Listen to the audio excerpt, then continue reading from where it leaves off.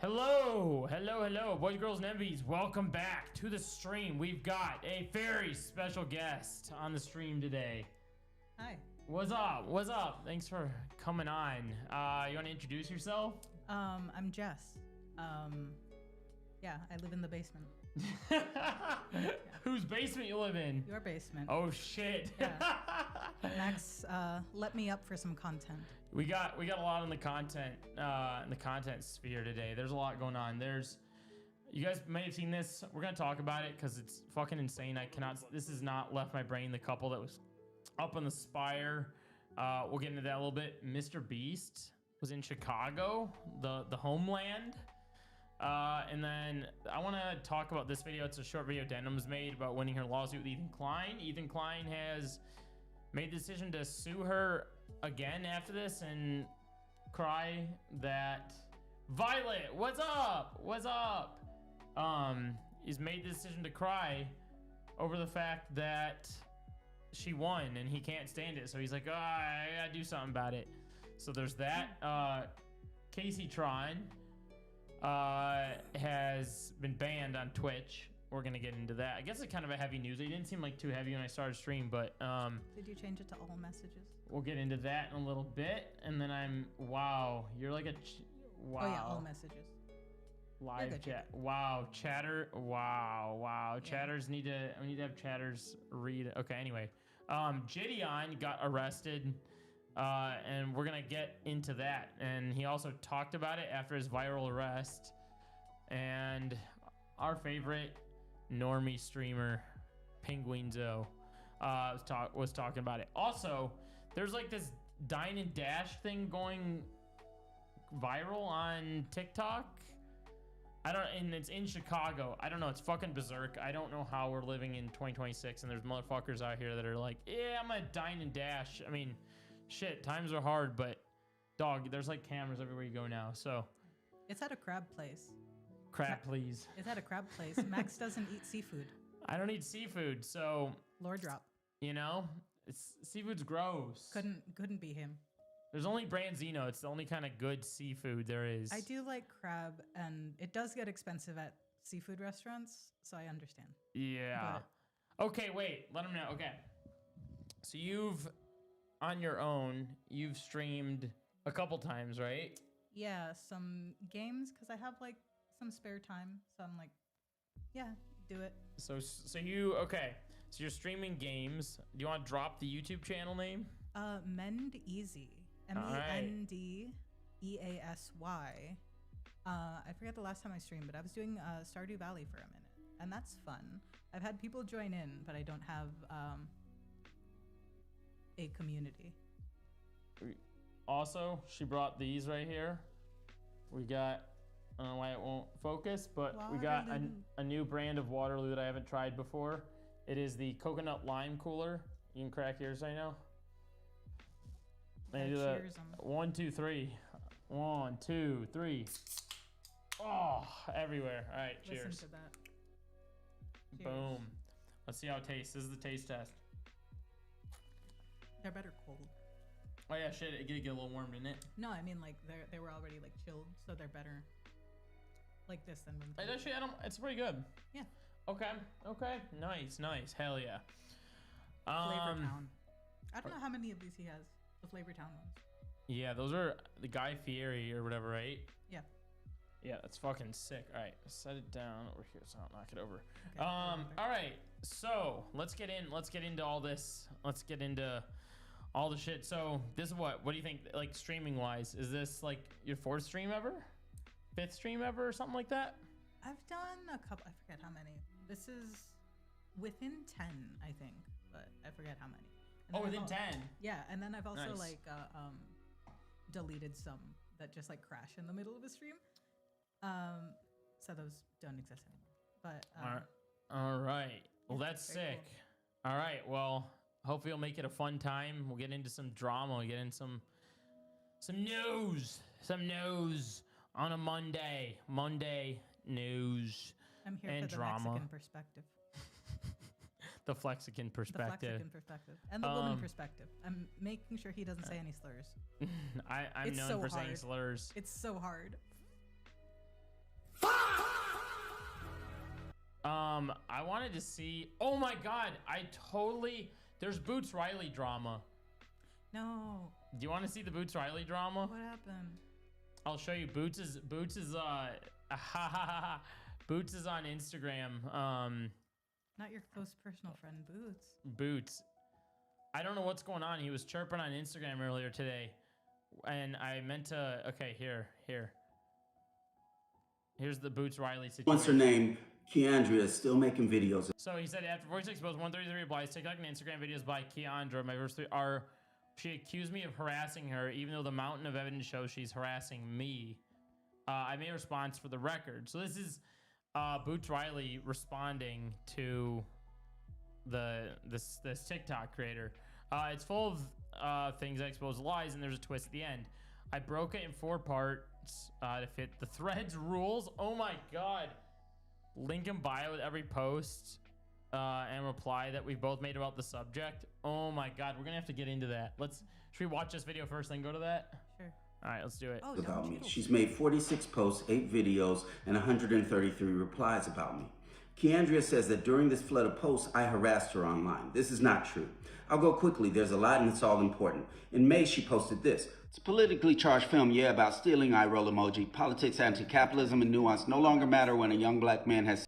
What'd you say? Politically charged film, yeah, about stealing. Like stealing isn't political. Yeah. Brother. They're doing community service. I know. This whole thing, I don't really understand. I think people just want to have a say, and their voices get a little bit louder when they're accusing people. I don't fucking know. Did you ever follow Cynthia Erivo? 6 bullets. Who? Cynthia Erivo. No. Who is that? She was in Wicked. She's the green one. Okay. So she won a Tony Award in 2016. She was like big in Broadway, and I would like follow her.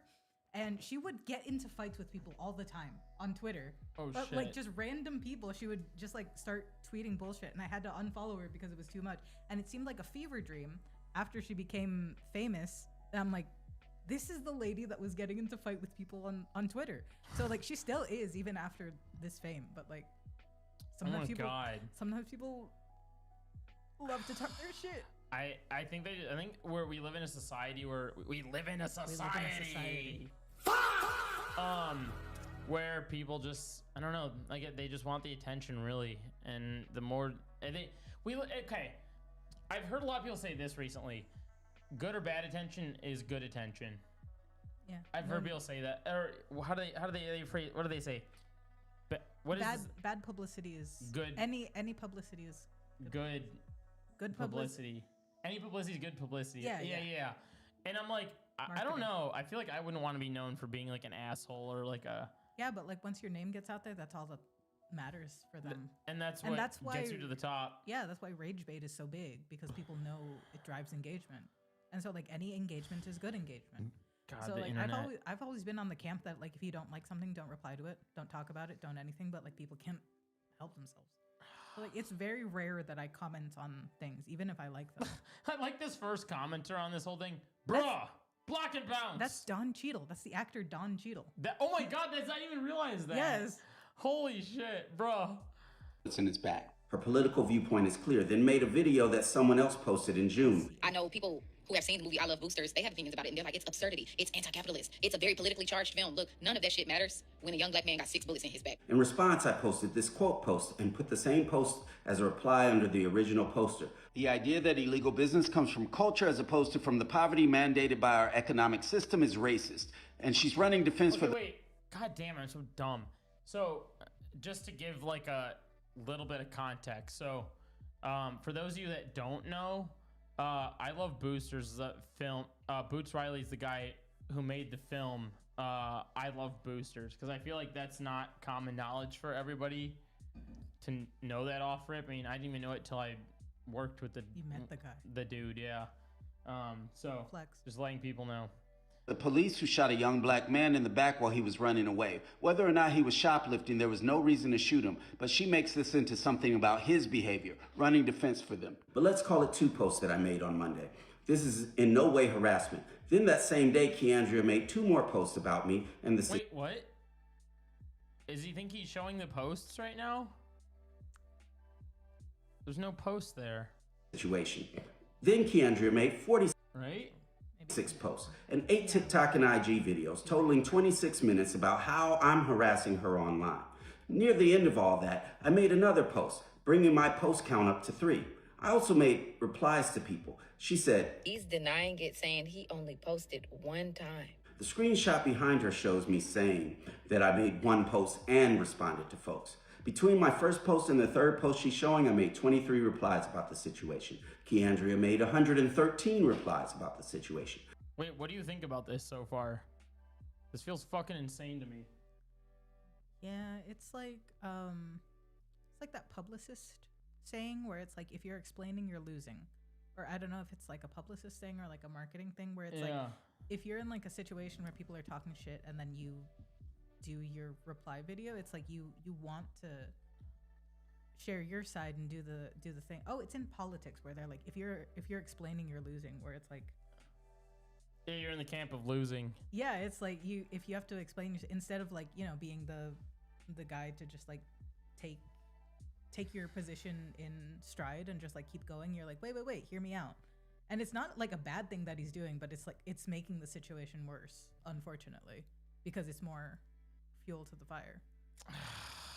God. He can be as right as he wants to, but it's this whole like back and forth. It's like the song and dance. Yeah, we haven't been on the social internet for long enough to see like the best ways to like do this well.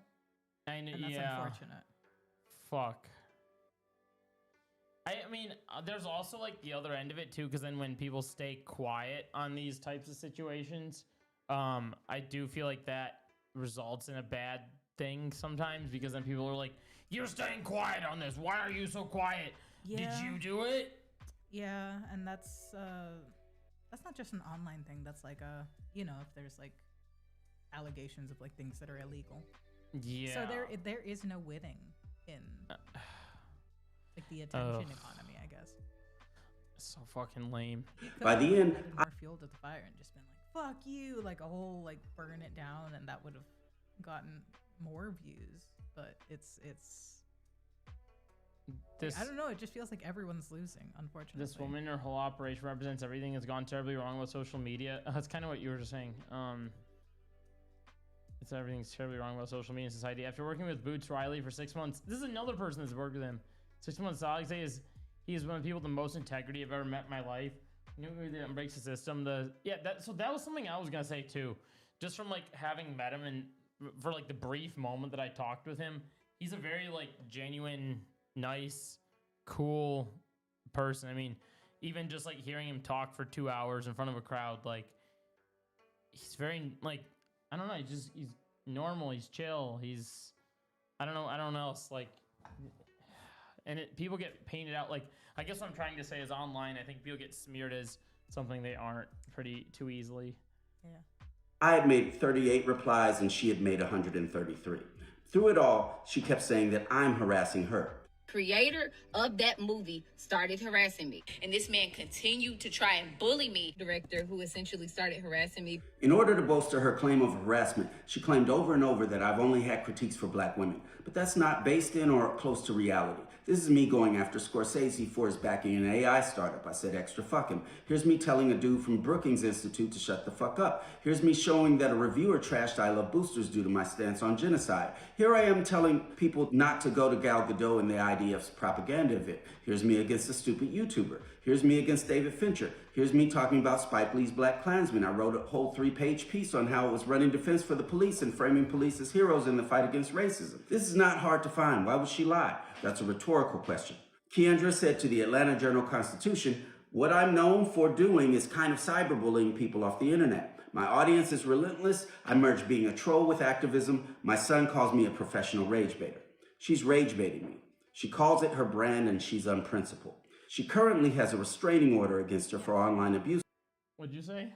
It's rage bait, a professional rage baiter. That's essentially what that is. Yeah. And I these people are such And this is so this right here, if I kind of cut it short there real quick, but this is a, what did he say this was? This is a whole court order against her dad? And harassment against an Etsy creator. It's her technique. Sometimes she uses it against racists, sometimes it's for money, according to her. It gets people talking and I will never have to chase any clout because you bitches keep my name in your mouth and you keep my mentions and my bread sky high. She means this literally. Her activism is attempting to troll racists through her social media accounts, which are linked to her 3 GoFundMes. 2 of them explain that they are for her own living expenses, while a third, smaller one is for charity. And then she's... What'd you say? I'm in the wrong line of work. Yeah, what the... I was just showing you something earlier today. So this girl's like making a profit off of doing this shit. Yeah. Oh my God. So she's just trying to run smear campaigns in order to get money on her GoFundMe. Like, what a fucking job, dude. What a fucking job. I don't want to like talk out of my ass because I'm not a black woman, but it feels like I'm gonna be talking like this is gonna sound bad, but just it's like if you were to make like a smear against, if I was being annoying as fuck against you and you were like stop it, and I'm like, wow, I guess you hate Mexicans. Yeah. Like, I feel like she's doing something kind of like that. It does feel like that. And then it feels bad to say because I'm not a black woman. It like misogynoir is a very real thing, and turning it into something so trivial is not good. I think too a part of it is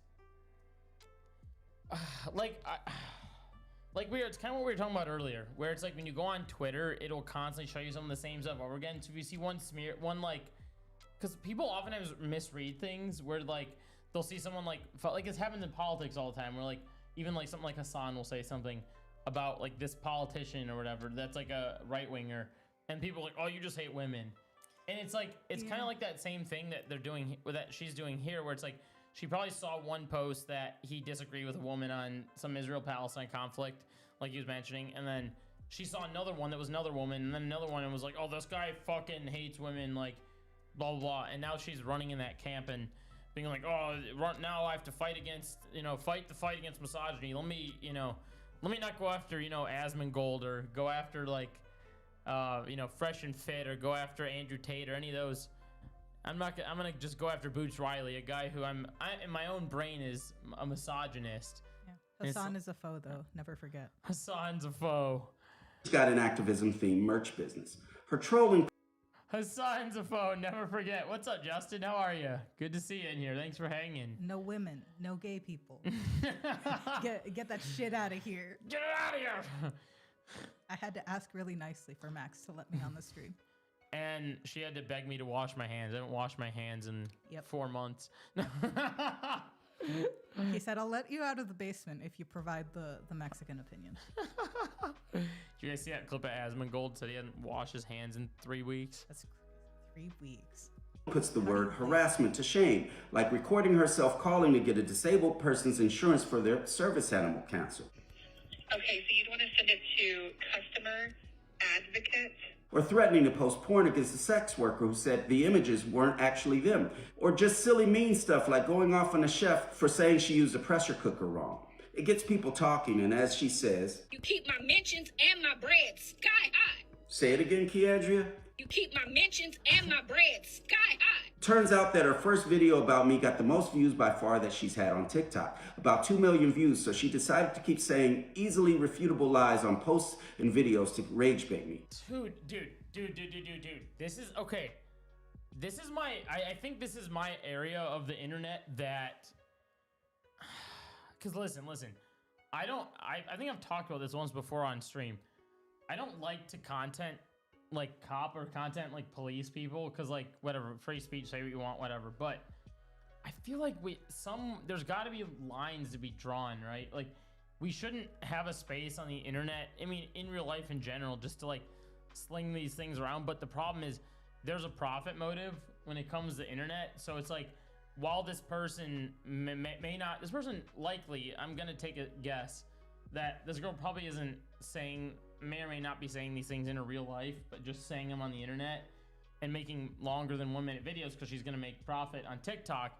But she knows that the views are going to go up because of what you said. It's like the internet just keeps pushing things that are worse. So like I've seen this done before where like there's like a perfectly good creator that literally doesn't do anything and like made one small mistake, like I don't know, got pulled over for speeding. But then people will be like, this creator went to jail for 6 weeks. Let me tell you how. And then they'll like rant for like 2 minutes and be like, so the cop actually said they didn't have to go to jail, but they were only going 25 over. And it's like, we see that shit over and over again. It's like, all right, at what point can we actually kind of like reframe this shit? Like, I don't want to content police people, but like, what do we do about it? You know what I mean? Like, I don't know what the fuck to do. Yeah, there's no like social thing against clickbait or engagement bait. There's this creator I like. She does like health videos, and one time she did a video that was like the health effects of like creatine or something, and then the first, like, you know, there's like a montage intro of like clips in the thing, and then her face got all red, and she like took a clip of it and she put it in the intro. It's like the health effects of creatine, and then she's like, oh my god, my face is so red. And then later into the video was half an hour long. Later into the video, it's like she just got a procedure on her face that made her face all red, but she put it in the intro to be like, oh, this is what creatine did to my skin. And then like directly after that clip, she's like, imagine if I put this in the intro. And it's like, I know what she's doing, and then she doesn't like lie in her videos. So I was like, I hope no one like takes this out of content and starts saying like creatine makes you break out. And her whole video was like the opposite, like all the health benefits of creatine. So it's like, yeah, people can be silly, but it's like, I don't know. It's like there's also like the social contract of like, you know, I wouldn't start talking shit about you just like randomly in person. Yeah. But like you can do this, like, you know that Max guy? Internet. Yeah. I don't know. My problem with it is it's like listen, one thing I always say on the internet, I've said this plenty times over on stream, what do I always say? Do what you want to do as long as it's not hurting other people. But this is a circumstance that I feel is hurting other people because here's the problem with it. Like, and might sound kind of obvious, but once one person does this kind of thing, like someone will watch, for instance, like Asmongold, and like I myself have seen him do a clip, say the clip where he doesn't wash his hand. He hasn't washed his hands in 3 weeks, right? So if I'm like someone that's actually a viewer of his, and I'm like, fuck, I'm a content creator, and I'm like, holy fuck, this guy said an outrageous thing like that, I could totally get on the internet and say that kind of thing. So like I've always said this, like I could make a third channel and I could be 100,000 subscribers in like 2 days if I wanted. I just have to get on camera and say the most hateful shit possible. Like, I literally would just have to like say slurs every few minutes. Like I'd have to just say, like in real life.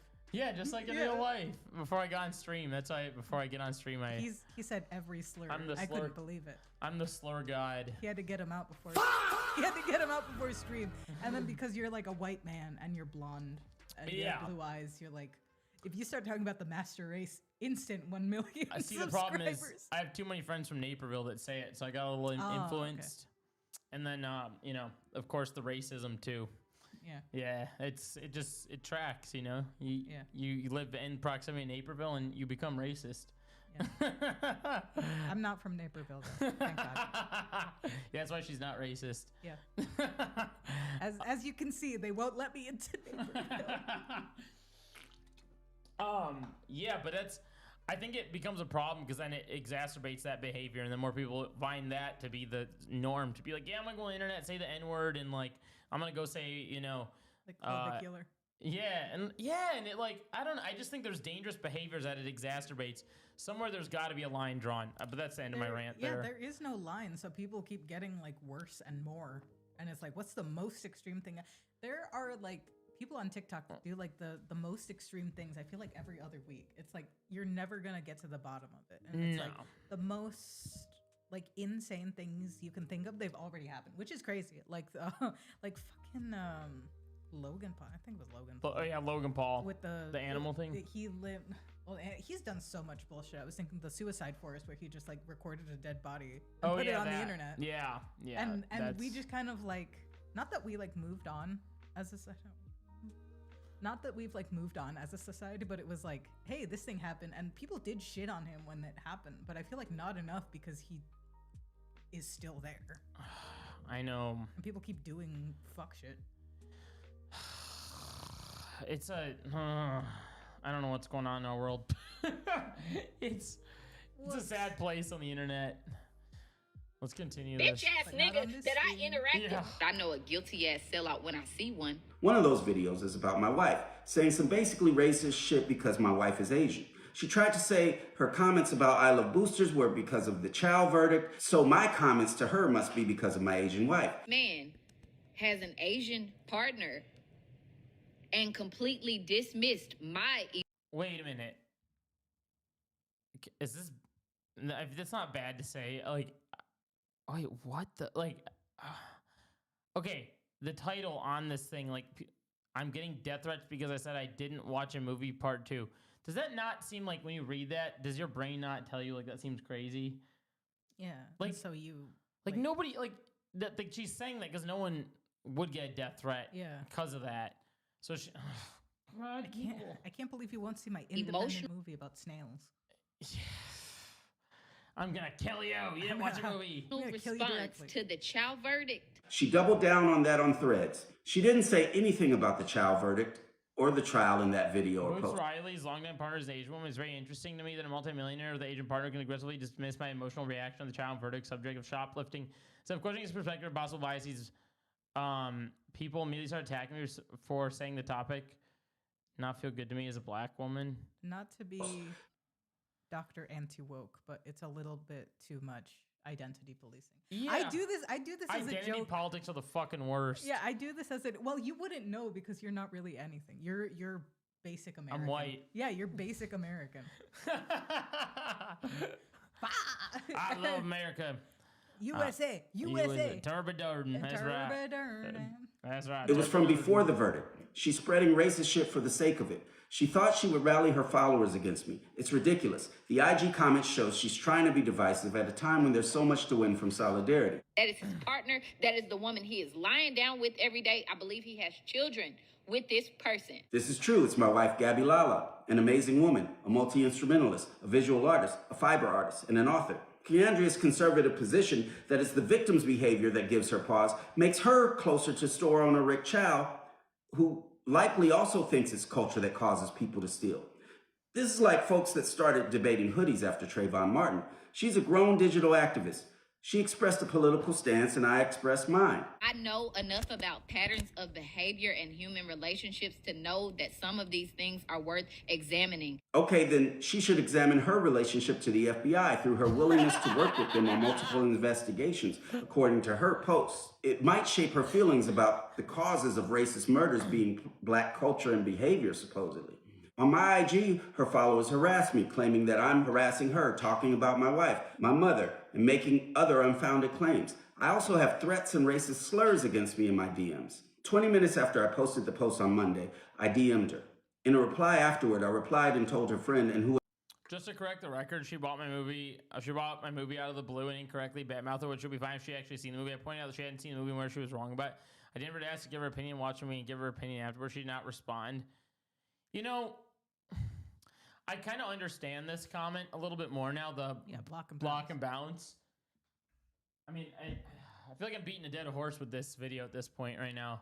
It's just crazy to be like, here. It's like here's art made by a black person and a different black person. Of course, like black people aren't a monolith. Yeah. Another black person is like, I don't like this representation actually, and that's a totally fine opinion because everything is like nuance.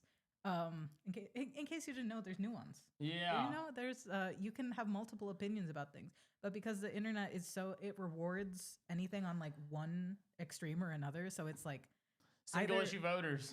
Yeah, single issue voters.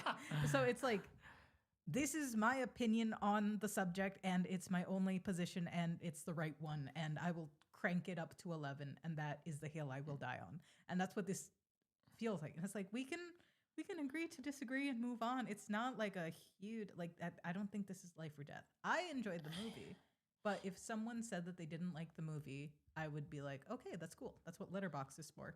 You know, it's a little weird too because like when I think about this she hadn't even seen the movie, so yeah, I was just gonna say that.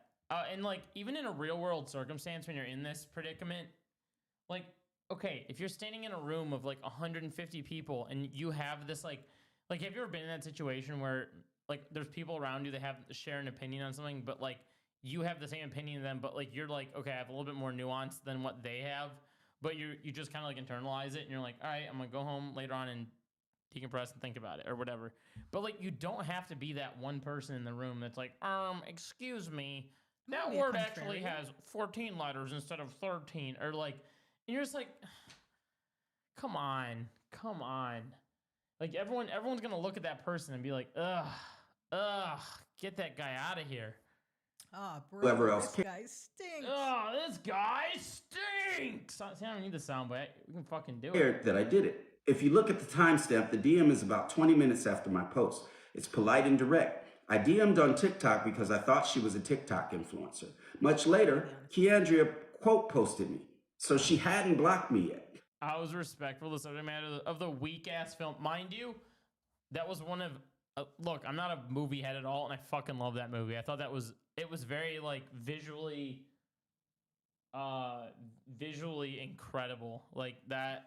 I mean, obviously, like, the messaging in it was phenomenal. The outfits in it, like, everything down to the wire about it was arguably one of the better movies that I've seen in years, like with no questions asked. I am a movie guy, and I also liked it. Yeah, exactly. Like this person just didn't watch the movie. God damn. She considers it a battle, but she lied and said the DM came after she blocked me. So What'd you say?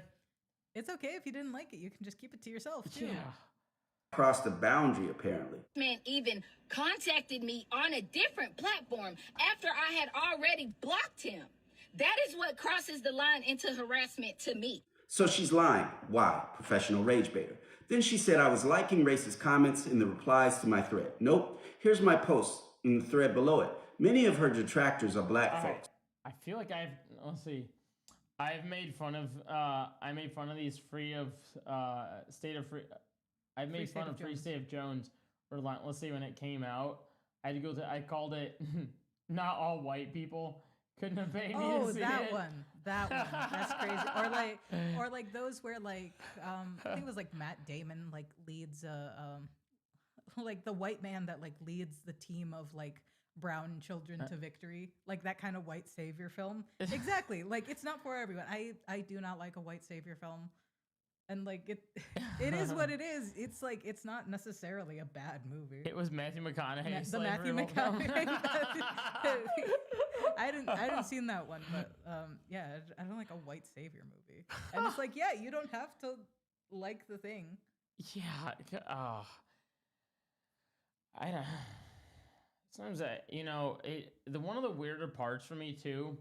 As I become more increasingly online, I've been finding little pockets of time to like take breaks. Like I was just on like, I think I was just telling you, like I took somewhat of a break from the internet for the last like 4 days. And like, God, you live in this world of bliss and you're just like, you get back on and you're like, wait, like when the second you log back on, all of a sudden you're like, people think like this? Like what the fuck? Like, it's weird. It's really weird. She claimed I was liking racist comments, but none of the screenshots of comments she showed were anti-black or racist. Here's me responding to a black guy with an Arab guy also saying nothing racist. Rai J is a black person. She did show a DM of a racist comment to her, but that was a DM. I didn't like that. The queen of screenshots doesn't have one screenshot of a racist comment that I liked. Then she showed a screenshot in which she supposedly tells me that she feels like I'm trolling and engaging with people who have something negative to say about her. It wasn't true. When she showed the screenshot, it looked like I was being unreasonable. I never even logged into TikTok. Why are you lying? Now you're trying to frame this as I'm scared of you or something. You're a grown man. You seem to be trolling through engaging with anyone who says something negative to say about me. But that type of thing. Oh my. Just seems like. Dog. You know you can fucking touch grass. Oh my God. It's like if this was. Sometimes I'll get like I don't like getting into arguments on the internet because some people don't have anything better to do than like this is the hill that they will die on, and they will keep like responding to things that I'm like I don't feel like responding anymore. Listen. So you just stop. this is my advice to anybody. If you catch yourself, like I've had friends in my real life get in this predicament. Like one of my friends one time, he was telling me like there was a post he saw that he didn't agree with, and he caught himself like actually like being the rage bait commenter, be like, yeah, you fucking blow. But he took his hands off the keyboard and he was like, okay, I'm actually not feeling too well right now. I should probably backspace that and just like think for a second. And then he like went to bed and woke up next day and was like, okay, I'm glad I didn't post that. Self-awareness. Like, yeah. And I was like, yeah, it's the right thing to do. Like you can just do that. Like it's not hard. Like you're doing this type of shit is just, you start, if you do it enough, it's like you do it once or twice, you get your likes, move on. Whatever, fuck. Like, just do whatever, get it out of your system. But then when you keep egging it on like this, at a certain point, like, you started off as a loser, and now you're even more of a loser. And everyone just looks at you, and everyone's like, yo, fuck is wrong with you? Yeah. Somebody commented on, like, the Taylor Swift stuff the other day, and it's, like, some comment of a comment that was like, are you saying that all billionaires are bad people? And I'm like, bitch, what the fuck? And so I was like, girl, don't worry about it. I said, girl, don't worry about it. You're never going to become a billionaire just like the rest of us. And then she's like, yeah, I know, but I'm not the one who's getting mad about it. I'm like, girl, fuck you. And I just like left it at that because I could have been like, wow, don't you just like love the taste of boot? Like you're gargling that leather. Like the Taylor Swift fans, they're in a very monolithic camp.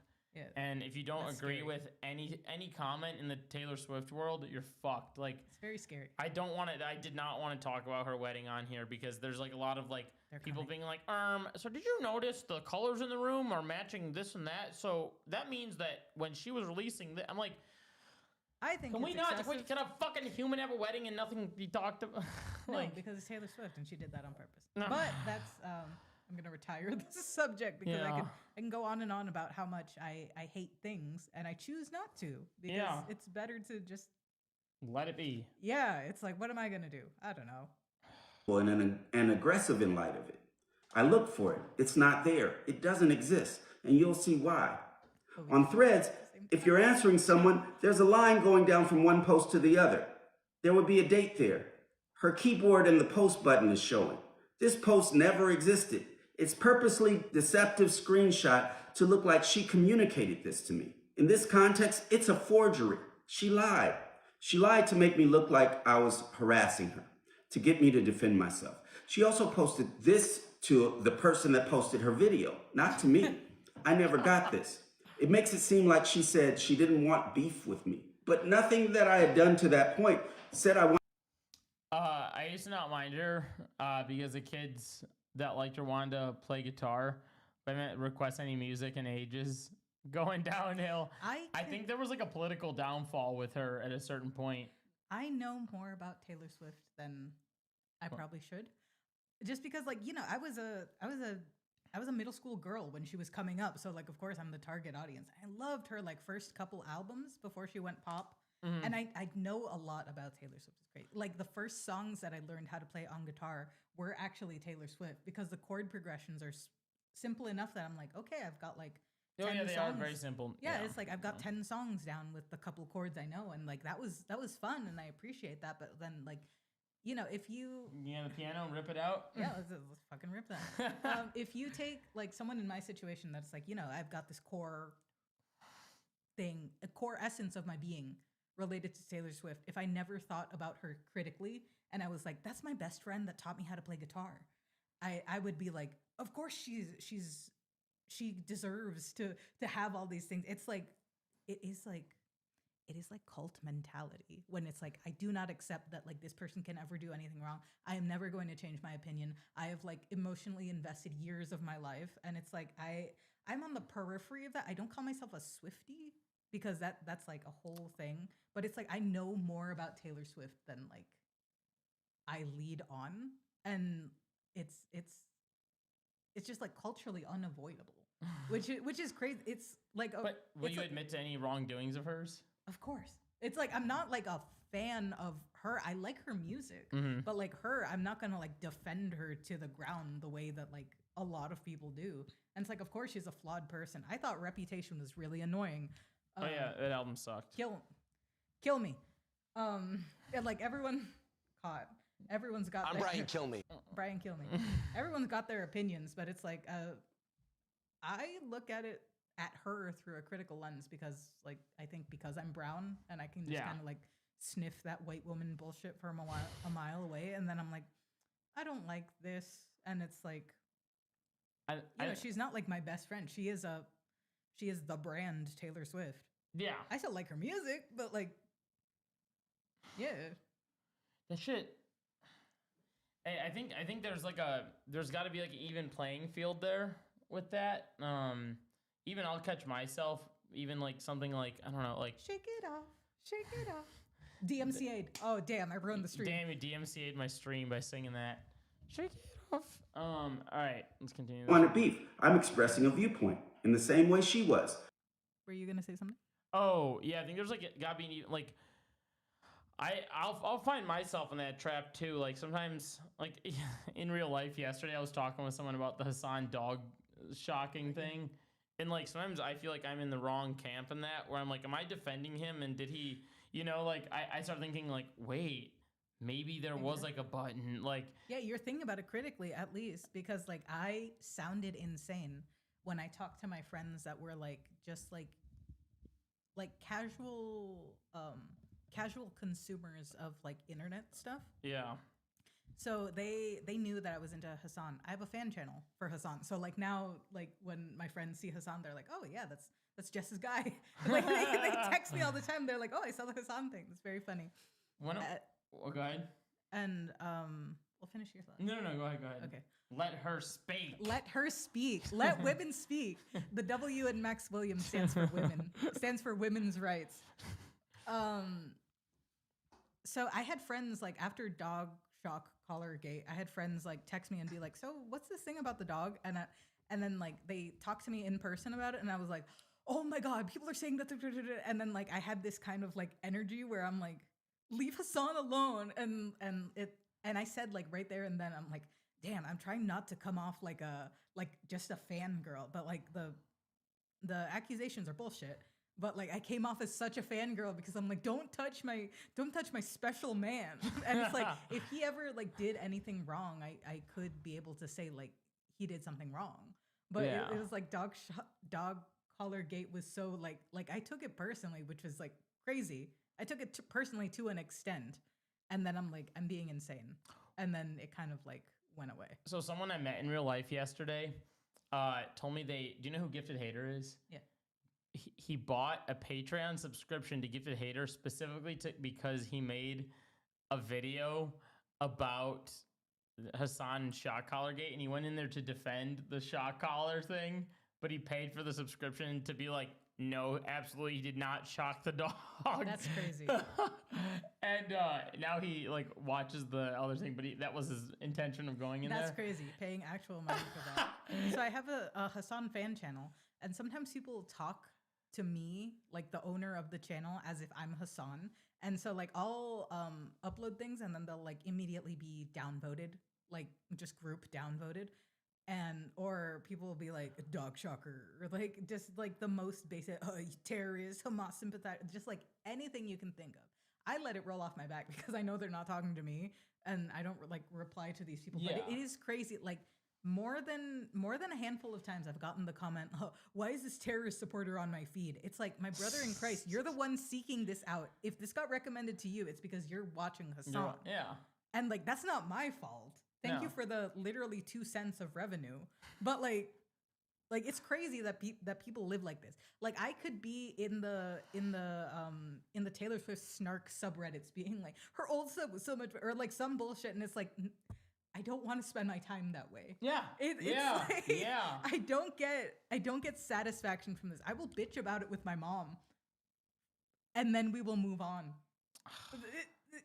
That really is what it is. It's hard to break that mold and really, I don't know. I think it's hard to like, in certain circumstances, like reevaluate when you are so like locked into a creator, but like that's a situation that we don't need to reevaluate because we know what happened. So I don't know. I don't know. All of it say internet's a fucking insane place. I can't like, how long is this goddamn Boots Riley video? I don't know. I don't know the limit on these, and the thing about Reels is that it doesn't show you how long it is. I almost want to move on because I feel checked out of this shit. Like, I don't know how long. Remember, I DM the subscribe if you like the stream. Yo, yeah. Hit that subscribe button if you're enjoying the stream. Join the Discord. And you can meet Turby Durden if you're in the Discord.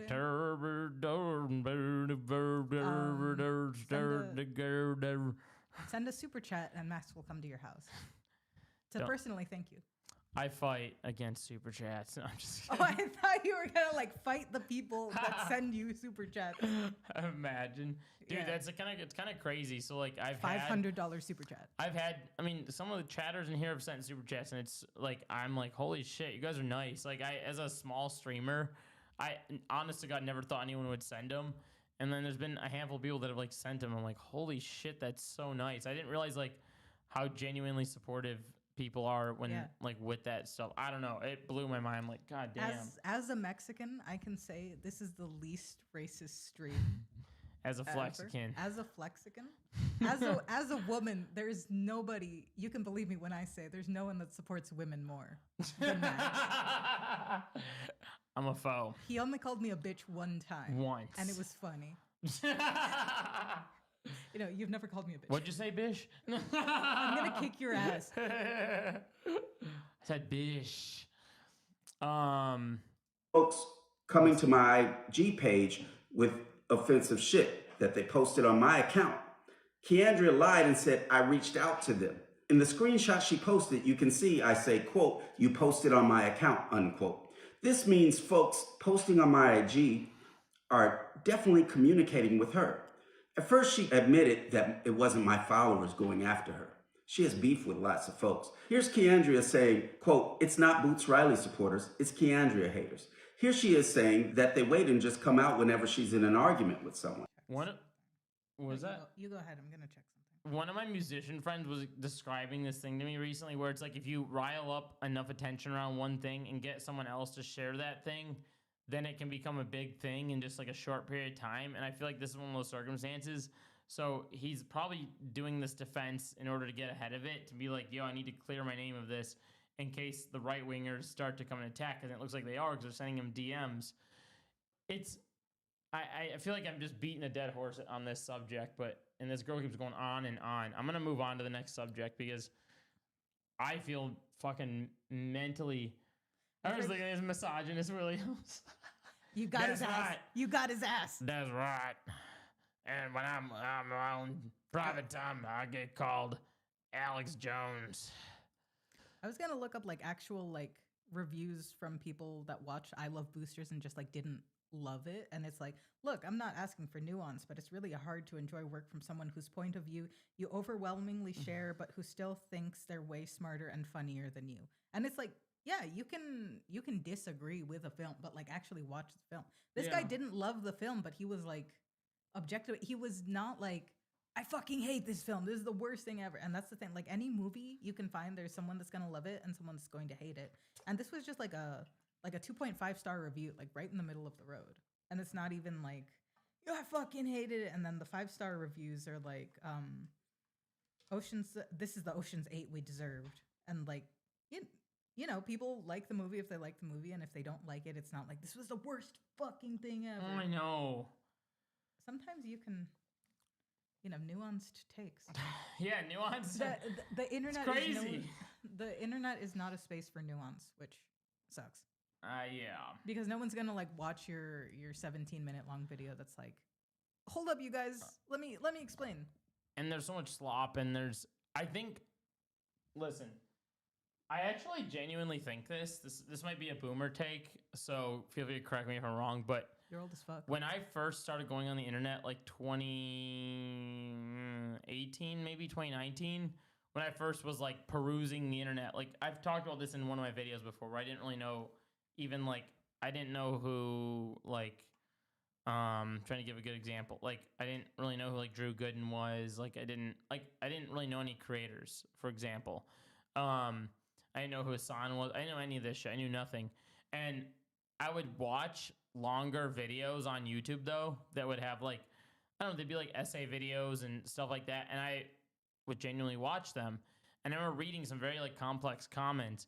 And nowadays that we have short form, I think people just like, I know people in my real life that are like, oh, I just saw the clip. That's all I need to see. And they just, and it's not like it feels weird because here I am again watching a clip right here. And there are circumstances like this one right here with this couple that did this where it's like, okay, yeah, you can watch this. Yeah, well, that's kind of like all there is. Know what happened because that's all there is, right?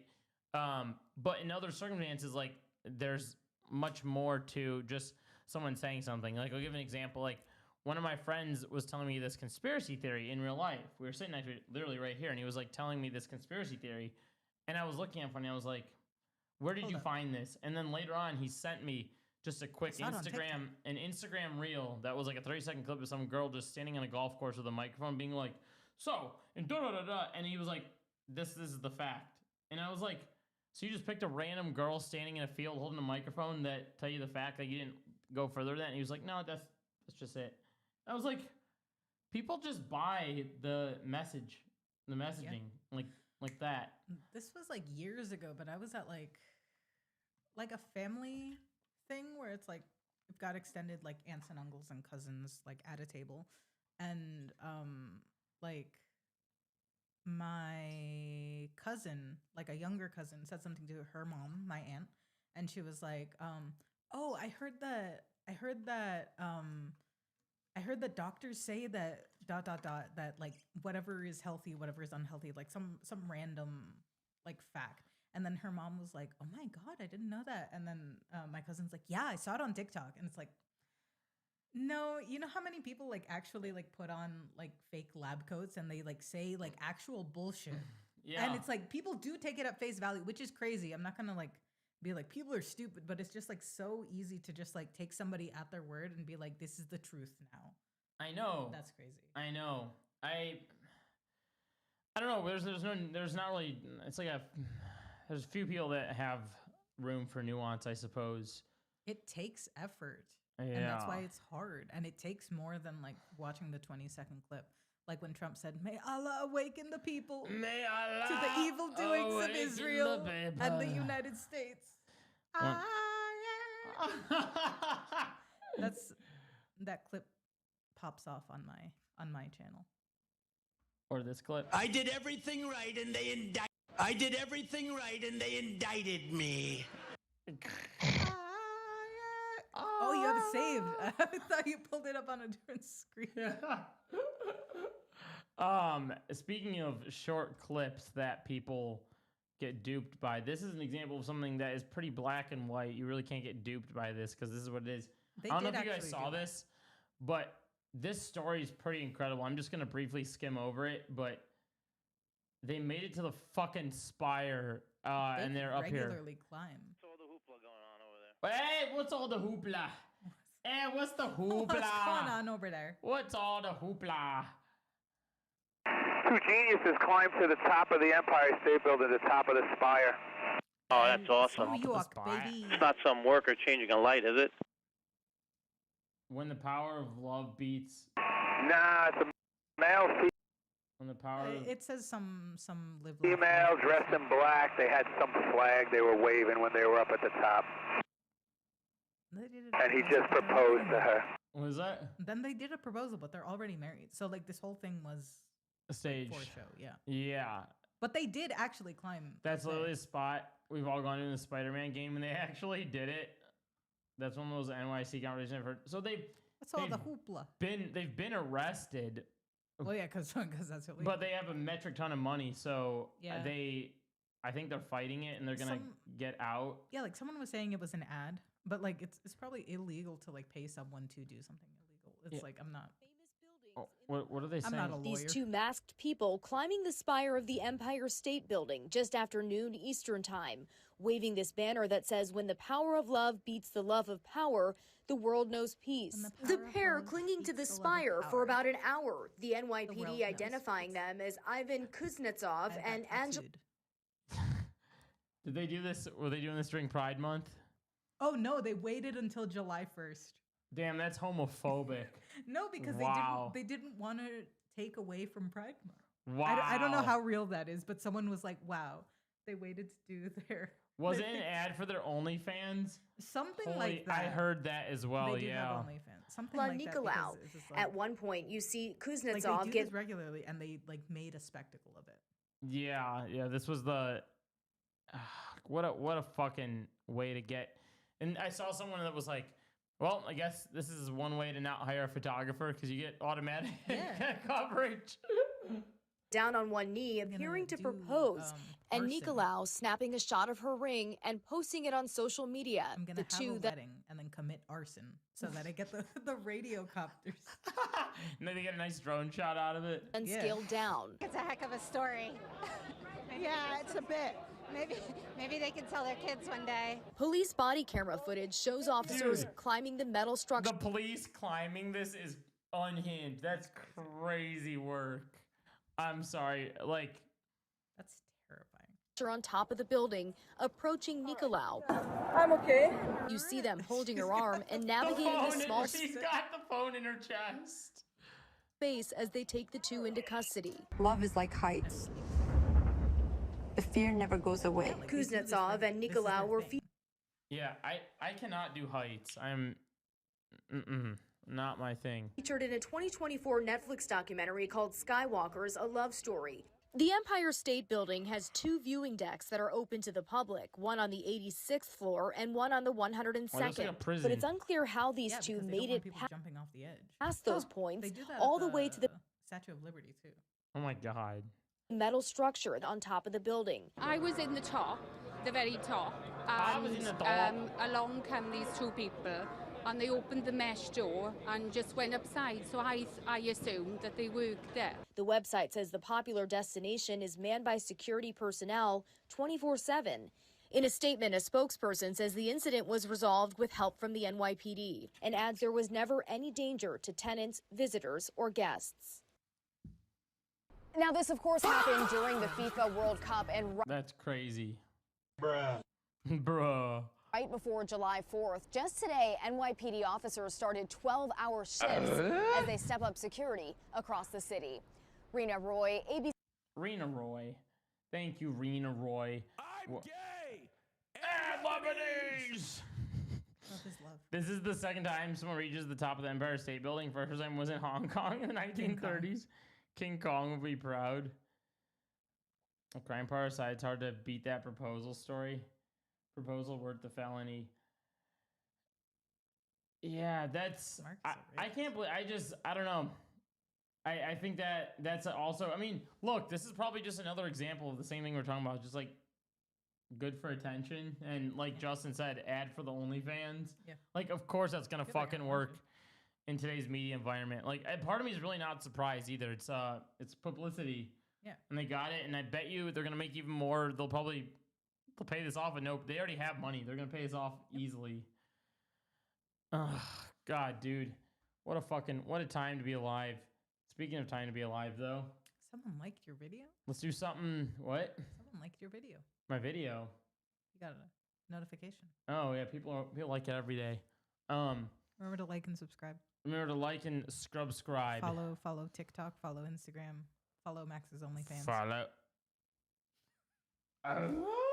That was supposed to be private. What? Leaked. Leaked. Look at this, Mr. Beast. In good news, look at this. Mr. Beast was in Chicago today.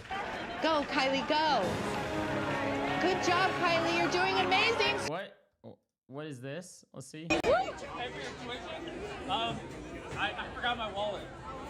But you want to There's it's a Starbucks roaster refinery gift shop, like this big ass building. Yeah, we have a big fucking Starbucks here. Yeah, I think it's like the biggest Starbucks in the world, if not like just the country. But it's like it's kind of a big deal. I've never been there. The GOAT, JVR. Hello, how are you? The GOAT, JVR. Thanks for coming by and stopping by. Well, I'm assuming you clicked on this because the Ethan Klein thing. We're going to get into that in just a little bit. We're perusing through stream, but appreciate you hopping in. If you're down to hang, have a good time, we'll get over to the Ethan Klein thing in a sec. We're perusing, chilling. I forgot that sometimes people like see the VOD and they're like, get to the point. It's like, this is live. This is live. brother. We can't edit it. I like that this chatter just came in and said hello. That's nice. Yeah, hi. Hope you're having a good night. Hell yeah. The world is You came in on a special stream. We got a guest today, all right? Hello. We got an incredible guest on stream.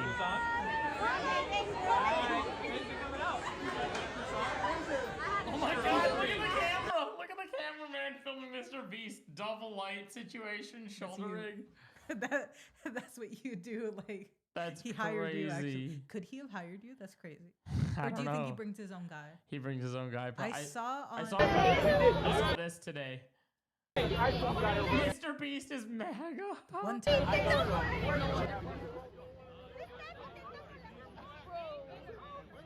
Oh my god. That's crazy.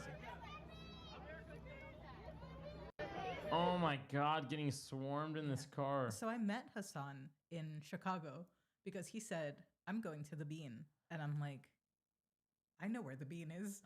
And I showed up and there were maybe like 2 or 3 people total. And then like after I took a picture with them, there were these girls that were like, because March was there with his like camera setup and he was with like some other people. I like the vid. I like the vid. Hell yeah, thank you. Appreciate you being here.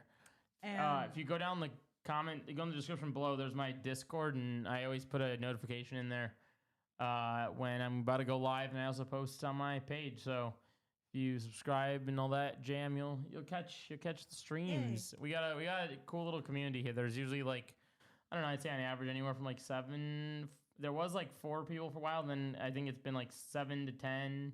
Sometimes there's, I don't know, we've had it where there's like 40 people in here before. It's usually a pretty chill group. Says 5 people? right Okay, 5 people in here tonight. Nice. That's cool. Good evening, everybody. Yeah. I also, another thing with the stream is I always say this too. There's a lot of people in this community that just, they work and then they throw it on the back, or they get shit done, throw it on the back, and that's your vibe too. Welcome to do that. Easy listening. That's what he's got the good mics for. Yeah. We got a nice setup here for that reason. So if you want to do your thing and whatever, you want to chat, do what you want. So I met Hassan and he wasn't swarmed. And then like afterwards, after I got my picture, there was this girl that came up to me and she's like, "Who is that?" I'm like, "Oh, that's Hassan Piker, Hassanabi Piker from Twitch." And then she's like, "Oh, he's a Twitch stream." And that was crazy. Just like that story versus like Mr. Beast getting swarmed in his car. No motion. Yeah, I think everyone knows who Mr. Beast is. Yeah, that too. And then I think it's better that way to just kind of like be in the know of one guy instead of like swarming Mr. Beast. If I ever got to meet Mr. Beast, I don't think I'd be interested. It's like he's there. That's exactly how he smiles. I know. I was trying to do the smile. Not even. It's like he's fine. I'll respect what he does, but it's just kind of not for me. Let's get into the Casey Tron thing. So there's the Denims thing. We'll get into that in a sec. Straight into women's news. I saw Mr. Beast at this restaurant one time and got a photo with him. Oh, sick. Yeah, I hope he was nice at least. Yeah, that's cool. Hell yeah. Was it easy to take the photo, or was he like, did he give you the like, eh? It sounds like he would have been swarmed at a restaurant. Yeah, that's crazy. Let's get into the Casey Tron thing. So Casey Tron got banned from stream because Ethan Klien. No, I'm just gonna imagine. I'm playing the rage bait game now. He was getting swarmed, but he let you take a photo. Damn, that's nice. Fucking sick. It's a nice I love Mr. Beast that. Story. Nice gesture. Hell yeah. Yeah, he seems like a nice person. Yeah. Just that his like content isn't really for me. I feel like Mr. Beast is basically invisible to people over 30. No, you're totally right. I'm not that old. I'm 29. Mr. Beast is I don't think I don't think my parents know who he is. My mom maybe, because just like he is so popular. Yeah. I think she does. Like just like in passing, just like Mr. Beast, you know? Yeah. He's just the numbers guy. He's a numbers guy. He's just got the most numbers. I'm a numbers guy. I gotta save that as a soundbite. I'm a numbers guy. I'm a numbers guy. I know you like the number. No, I got number. We got a Grocket. We got a Grocket, ChatGPT. We got a Gemini. We got a Claude it. I'm a Claude it. I'm a ChatGPT it. Speaking of ChatGPT, let's go look at Grok on Twitter. Anyway, and clip showed the streamer smoke a pipe before getting behind the wheel. So this is about That's crazy. Casey Tron, who got banned on Twitch. And I thought, well, what the hell did she do? So I'm 40. I only know of him because I happen to enjoy Hassan's commentary over news I'd watch anyways. Okay, I'll say this real quick. One of my favorite Mr. Beast Hassan commentary videos was the one with him and Valkyrie in it. And there was this moment where it was the people who are blind and he was like giving them that surgery. And Hassan was like, that's fucked up. And I remember watching Valkyrie's face be visibly shocked that he said that for a moment. She was like, and he was like, no, it's fucked up that it takes one creator to give people fucking the ability to see in order to do their job. And she immediately understood it in that moment. Yeah, I think that's the consensus. Like, I think that was everybody's reaction where it's like, cool, but this is like healthcare's job. Yeah. But that's, that's topic for another time. But that's, that was the time I remember like talking about him the most with Hassan's stream. Anyhow, so like the Casey Tron thing, let's get into this. A part of me, it feels weird about this too, because I'm like, she's already dealt with like the levels of harassment from Ethan Klien. And I feel like because stories like this exacerbate people, now people are going to be like, some of the Ethan Klien heads on this might come back and reattack her from this. And other people might come in and be like, oh, she's, whatever they got to say. But it's, women easily get harassed on the internet as well. So, don't do that. Don't partake in that behavior. Let's just peruse through this story and talk about it. And it doesn't have to be anything more than that. He's saying he likes women's rights because I'm next to him. if I weren't here, he'd be saying some bullshit. No jokes. No jokes with new chatters. No jokes here. Here's a clip from Twitch streamer Casey Tron's last year. She's fighting with chat because she went to a late night McDonald's run. Her chat is convinced she's drunk and high. Casey Tron responds, I'm not drunk, you guys. She also says her chat is tripping. She would blow under the limit. I'm assuming she was banned for streaming and driving while being high. Let's look at this clip. Please meet up at McDonald's. No loads refused. Only loads allowed. Hope.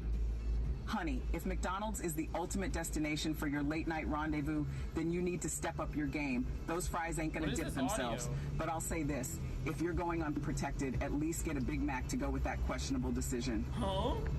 You guys are tripping. Like, if that were the case, then restaurants wouldn't be allowed to serve alcohol at all.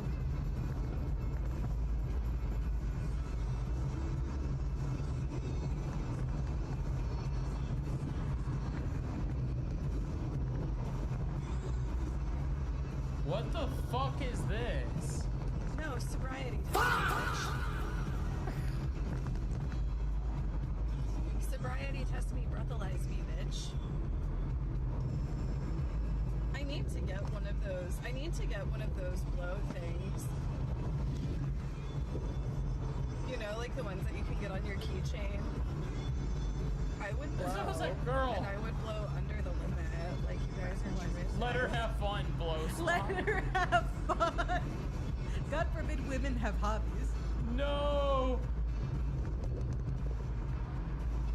This is what people are looking at? Holy shit. I'm trying to get to McDonald's, okay? I don't really give a fuck. Like, I don't really give a fuck. I'm trying to get to McDonald's. What do you think? I don't know. You can't really tell if someone is drunk just by watching them. So, like, she could, like, not be drunk, but, like, if, like, it was because, did chat, like, hear her say that she was, like, driving before? Yeah. That she was drinking before? I think chat it's just going off how she's, like, acting. I mean, if you watch her stream, she doesn't act like this normally. Yeah. On her streams, it's, like, a very different vibe. Like, her streams are more, like, they're not like this. I'll say that. You got pulled over. Yeah, I got pulled over, and I've never even touched alcohol. Yeah, just the vibes were off. They saw the Waterloo in his cup holder. I literally did have Waterloo in my cup holder. Like, Sir, have you been drinking tonight? Dude, I literally thought I was gonna get arrested that night, and I've never even touched alcohol. But I'm white, so I didn't. I swear to God, if I wasn't white in that moment, I would have fucking been taken away. I know it. Okay.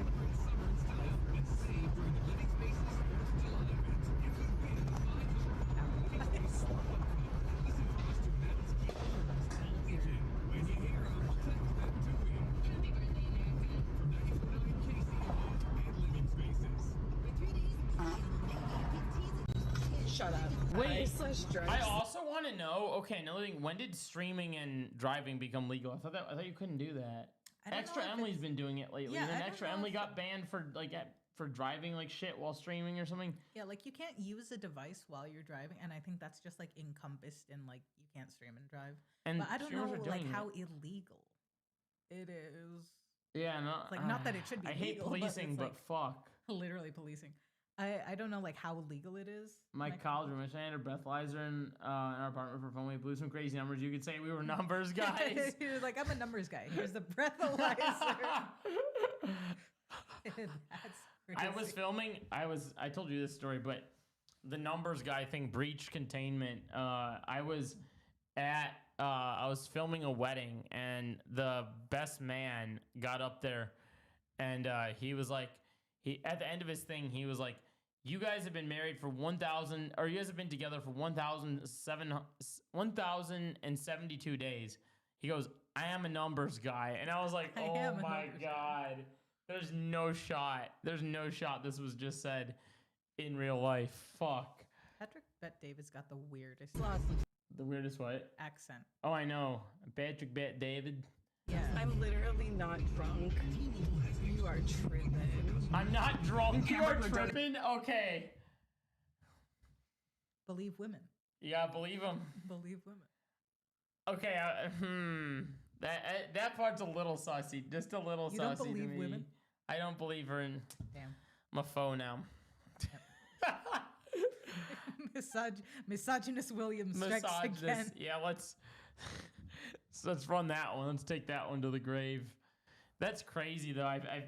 I do think, I don't know. I think if she hadn't said that, maybe people would not think that. I think that's what triggered everyone to die on this hill. What are they saying? She seems more coherent than usual. I think she might be tripping a bit. She seems like, I don't think it's too big of a deal. She didn't do anything extra Emily did. Stop driving and streaming. You know she won't be unbanned as quick as Emily. Why didn't she utilize the delivery service? How's this bitch never gotten a DU? What? Oh my God. Ethan Klien. Definitely watches Ethan Klien. Oh God. All right, let's get in. God, we're just talking about Felons. God, all right, let's get into this. Get into it. So I'm back. You had oh hell yeah, Chatter. That's hope what's it was up. Tasty. I hope you had a good meal. Hope you had a good old dish. Okay, next story. We're getting closer to the Denims Ethan Klien thing. So It's just a warm up. We're warming up. We're getting there. All right, number one, you had pizza. Yeah, Ooh, hell yeah. sounds tasty. I've been nonstop chirping out pizza in Chicago. There's this place, Chatter, you can look this up if you want. There's this place called Millie's in Chicago. They objectively have probably the best pizza I've ever had in my entire life. And before anyone's like, oh, what kind of pizza is it, like this? Is it like that? No, it's not like that. It's its own brand of pizza, and it's not like similar to your favorite this or that. Like it's literally its own thing. You keep saying, pero no invitas. What is that? You keep saying, but you don't invite. I know. I get it to myself and I hog it down. I eat half the pizza to myself. I've been to Pizza Lobo. I think about it a lot because it was very. Very good pizza. I know a couple people that work at Pizza Lobo. That place. Yeah. You get a free slice. I've worked with a couple people there. One of my friends works there. Like I don't know. That place is great. I went there with my friend once, and I'm like, "Wow, this is really good." And he's like, "This isn't even like the best pizza around." No, I'm it's like, not. Ooh. It's nowhere near close. It's cool. I liked it, so I'm glad to like find out what the best pizza is. I met someone in New York that is from New York last night, and I was like, all right, give it to me. What's the thing with New York pizza? Like, because I never got it. Like, I went to New York, I walked around downtown New York, tried 3 different slice places down there because everyone's like, holy shit, you gotta try New York pizza. So I went down there, tried 3 different places, all in one sitting. I fucking hated all 3 places. And I was like, what's the deal? Chicago. And they this person's response was like, "Oh, that's the kick in New York that you can just go and get it. It's just nice and convenient just to grab." And I'm like, yeah, their thing is like a thin, huge slice of pizza. yeah, and it's not good. It just tastes like the stuff you put in your freezer and you thaw Not the out. New York slander. Yeah, I mean, I don't know. Maybe that's like a hot take, but like, has anyone gone to New York and tried it? Like, it's not. They're gonna kill you for that. Damn, they're gonna kill you for that. I know. Put me in my grave. Chicago Put me in boy. the grave. Chicago boys. No, he's a Detroit pizza guy. I love Detroit pizza. Don't get me started. I Fuck. haven't had All it. right, let's move. Let's fucking. No invitas. Detroit pizza's so good. I'm Brian Kilme. Jazz Pizza. I'm Brian Kilme. Yeah. All right, Gideon. At 500 likes, Max is gonna buy me pizza. 500 likes in the stream. I'm bringing Jazz Pizza for the next stream. Yeah. Gideon was arrested on stream for seemingly no good reason. Let's watch this. Let's see what happened. So, by the way, Gideon was like a prank YouTuber. For those of you that don't know, he's the king. Oh, he's on Kick. Yeah, I think he's on Kick now. Oh yeah, that's from Kick. It's like I don't know if this is why is the cop coming over here, or if this is like he got racially profiled. Maybe do a stream BRB. What's the problem?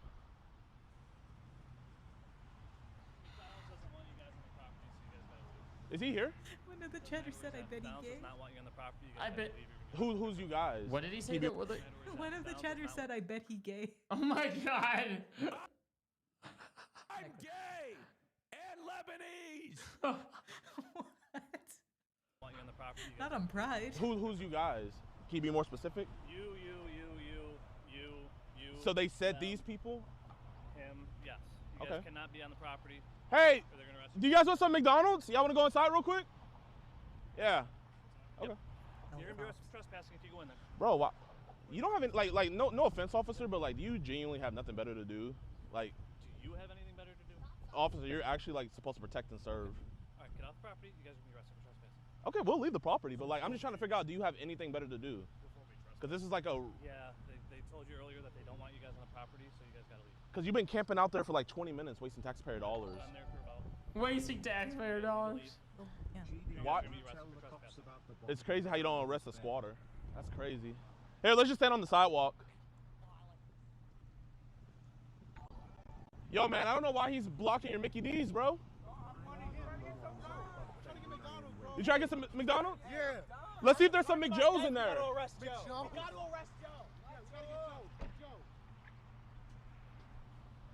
Yeah. Go inside and see if Joe's in there. What'd you say? He's a cock. I'm just trying to figure out, bro. He has to be in there. Bro, they're really protecting Joe. They're protecting what? Where does it say? Officer, what are you doing? What does it say where? Like, what city is this? Does it say on the police car? They're really protecting Joe. Camera. New Haven? Woodhaven? Woodhaven. North Carolina or something? Officer, what are you doing? Bro, they're arresting. Officer, never trespass them. You can't trespass somebody. That's crazy. Officer, you cannot trespass somebody. They took the camera. Here, give me my backpack, my man. Bro. Do you want to waste your DA's time? I am a multi-millionaire. I promise you, I can take this as far as you want. Officer, you will be in a deposition and you will be arrested. This is really fast. Officer. Yo! Call Jake and have him get my lawyer. Oh my god. Call Jake and get my lawyer. This is really the route you want to go, officer? You know, if this dude was fucking from Naperville, they wouldn't let him go. God damn it. Look at the chat. Sue the cop, L cop. Imagine you're chilling and there's like a What am I live getting arrested for? Disorderly chat. person. You're out here yelling, screaming, causing a scene. Oh, he's not chilling. What? Yo, listen to why he arrested him. Listen. What am I being arrested for? Disorderly person. You're out here yelling and causing a scene. Yelling and causing a scene. Wow. That's my First Amendment rights. Wow. That's my God-given right. That's like a nothing. Nothing burger. Yeah, like a nothing reason. He's like, that's just another way to say you're black, so I'm arresting you. That's crazy. Put him up. I don't like you. Freedom. Yeah. Fuck 12 right now. On the sidewalk. Pigs. On the sidewalk. The chat. So you can't yell? Officer. Anything I need to know about? Officer, how fast do you think this is going to get dropped? Do you really think this charge is going to stick? Do you guys really think this is going to stick? Sure, we have a do you want to waste your DA's time? I am a multi-millionaire. I promise you, I can take this as far as you want. Officer, you will be in a deposition and you will be arrested. This is... Officer. Yo! You will be call Jake and have him get my lawyer. Call Jake and get my lawyer. In there. I know. I don't know why they kept the camera in the fucking car. Or this is crazy. Call Jake and get my lawyer. All right, so he then goes on to explain this. Let's see what he says. I also came to realize that truly your boy was spiraling. You know, I was genuinely losing the plot. And I have to say, like, genuinely, I feel like a hypocrite, you know, because just a couple videos ago, I was saying how what Alex was doing was a distraction from the bigger mission. And then I come along doing what I was doing, and if anything, it was an even bigger distraction from the mission. You know what I mean? Now I had to pay 6+ figures for my lawyer fees and then my fans' lawyer fees and everything. And that money could have been used for the betterment of society. But now it's being used in the legal system. You know what I mean? And it's just completely unnecessary, and it's completely my fault. What? And while I still don't think I committed a crime, I still do think that, you know, genuinely, I was just being not only just an ass, but annoying. And what? I come to realize that, you know, genuinely, streaming makes me the worst me. You know, thinking back on it, every quote unquote controversy, not even quote unquote, every controversy and everything that I've ever got into, anytime I trended on Twitter for something negative, it's always been for some streaming clip, you know, like the first one that comes to mind is the Pokemon situation. Then the second one that comes to mind is, you know, the Logan Paul thing. And then besides all that, like, bro, I've been in countless beefs, and a majority, I would say probably like 85% of those beefs have come from streaming, you know? And I think what it is genuinely is, you know, I don't think it's a good thing to just look at a chat for hours on end. And you're just like in real time getting. I mean, he's doing introspection here. He's like analyzing his own behavior and how it, you know, affects him in his streaming and how the world responds to it and how it physically affects him. But like, I don't know. I mean, maybe I didn't see the full clip and there was something I didn't get to see that happened before the clip we saw. But in the time that I saw the clip, like, I mean, you know, I don't think he's a perfect, I think he makes mistakes. I'm not like a Gideon fan or anything. So maybe we can go back and see what happened. But in the clip we saw, at least it didn't seem like there was too big of a hustle bustle, or too big of a, like, what do they call it? Like a scene. Yeah. So I don't know. Maybe he's like just having a moment of like introspection here. Opinions of people. And then, you know, I know probably some of my other streamers can attest to this. You know, you see somebody in the chat say boring or L stream or something like that. And then it flips a switch in you where you want to be more entertaining and you want to, you know, pump up the levels and everything. And you want to entertain. And I think the reason why I gravitated so much to streaming is because I think I'm just like a instant gratification person. And there is no better instant gratification than you streaming, because when you make a video, you don't get that instant gratification. You can know you made a fire video, kind of like my going to the most racist town in America video. Like, I know that was a fire video, but it took like a month plus to get it edited and perfect. And then when I posted it, you know, it didn't pop off at first. It was actually a 10 out of 10. And then over time, it grew and grew and grew, and it did what I thought it was going to do. But it wasn't instant. 10 out of 10, yeah, I feel that. Yeah, he was basically leading an army of borderline children around town to stalk an old man. Granted, a shitty one, but he's right to feel like an ass. Yeah, I mean, shit, it sure does take a lot out of someone. Yeah. I read that as hit the gritty instead of granted a shitty. Hit the grit. My brother just taught me what the gritty is the other day. Hit the gritty. I just learned what it is. He knows how to do that shit. Old man Williams. Gratification. Whereas when you stream, you know, you can have streams where right out the gate you have, you know, thousands, tens of thousands, or even hundreds of thousands. And okay, Sean DeBlack said this on his stream the other day. Chat, no, regardless of how close you are with your community and all that, like chat isn't always the best place to go for answers to stuff. Like he's saying here, like he's talking about the instant gratification. He's talking about chat telling him no, so it's an indication to do something more engaging, get better. But chat is not going to be your best place to get an answer on something. Like Sean DeBlack actually had criticism on Hassan's stream the other day because he was saying like sometimes Hassan will lead his talking points based off what a chatter's saying. And like granted, there's chatters of sorts that are, you know, people who work at different news affiliates or whatever. They're journalists that are, you know, U.S. Navy people. They're, you know, whatever, etc. And they have different, you know, rankings, I guess.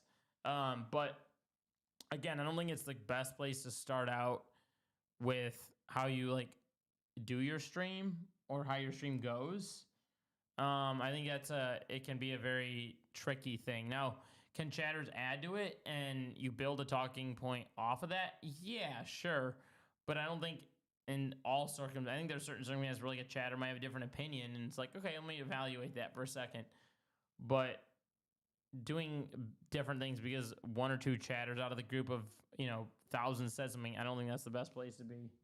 The people watching you then and there, and then people are clipping you like right away and stuff like that, and you get that instant gratification. But I'm realizing that's not good for me. You know what I mean? I'm not saying it's bad for everybody because you got people like Queso and Jing. Oh my God. Well, hey, you know what? He had self-reflection there. Yeah, that's more than like a lot of people. Yeah, a lot of people can't fucking do that. I'm glad this is getting attention too. Also came to realize that 361,000 views. That's pretty damn Not good. as much as the first one though. What I want to see real quickly. We're not gonna watch this whole thing. We're just gonna watch a quick second of it. I want to see what the good old Charlie Moist critical Penguinzo. Yeah, what's the centrist perspective on it? Not that I really give a fuck, but I have to see. The Gideon arrest and body cam footage. Zoinks. Oof. Like eating a Burger King meal, that was not good at all. And it's really surprising. When I first heard that Gideon got arrested and that there was body cam footage of it, I just assumed that it was going to be over something wacky, weird, or maybe something trivial, because Gideon like works collaboratively with law enforcement from what I've seen. So surely if anyone knew about like lawful activity and shit, we're gonna watch like a couple minutes of this and get over to the Denims thing. Probably be him. So I thought maybe like some kind of misunderstanding or, you know, something going just tits up out of nowhere, but ultimately it'd be easy to see where he was coming from and be on his side about it. But after watching the footage, that's just not the case at all. I like Gideon. I've said this quite a bit. He's a reformed prankster, and hallelujah for that, because that is extraordinarily rare. Typically, when someone experiences success like Gideon, who blew up online because of pranks, they stick with that forever. But in Gideon's case, at the height of his popularity, he decided to walk the path of God. He found his faith again, and over time decided to make a drastic change and stopped doing that content, which I think is extremely admirable and something that you just... He's right. He is right. I totally forgot about that. I think Gideon made that thing about like how he stopped making prank content.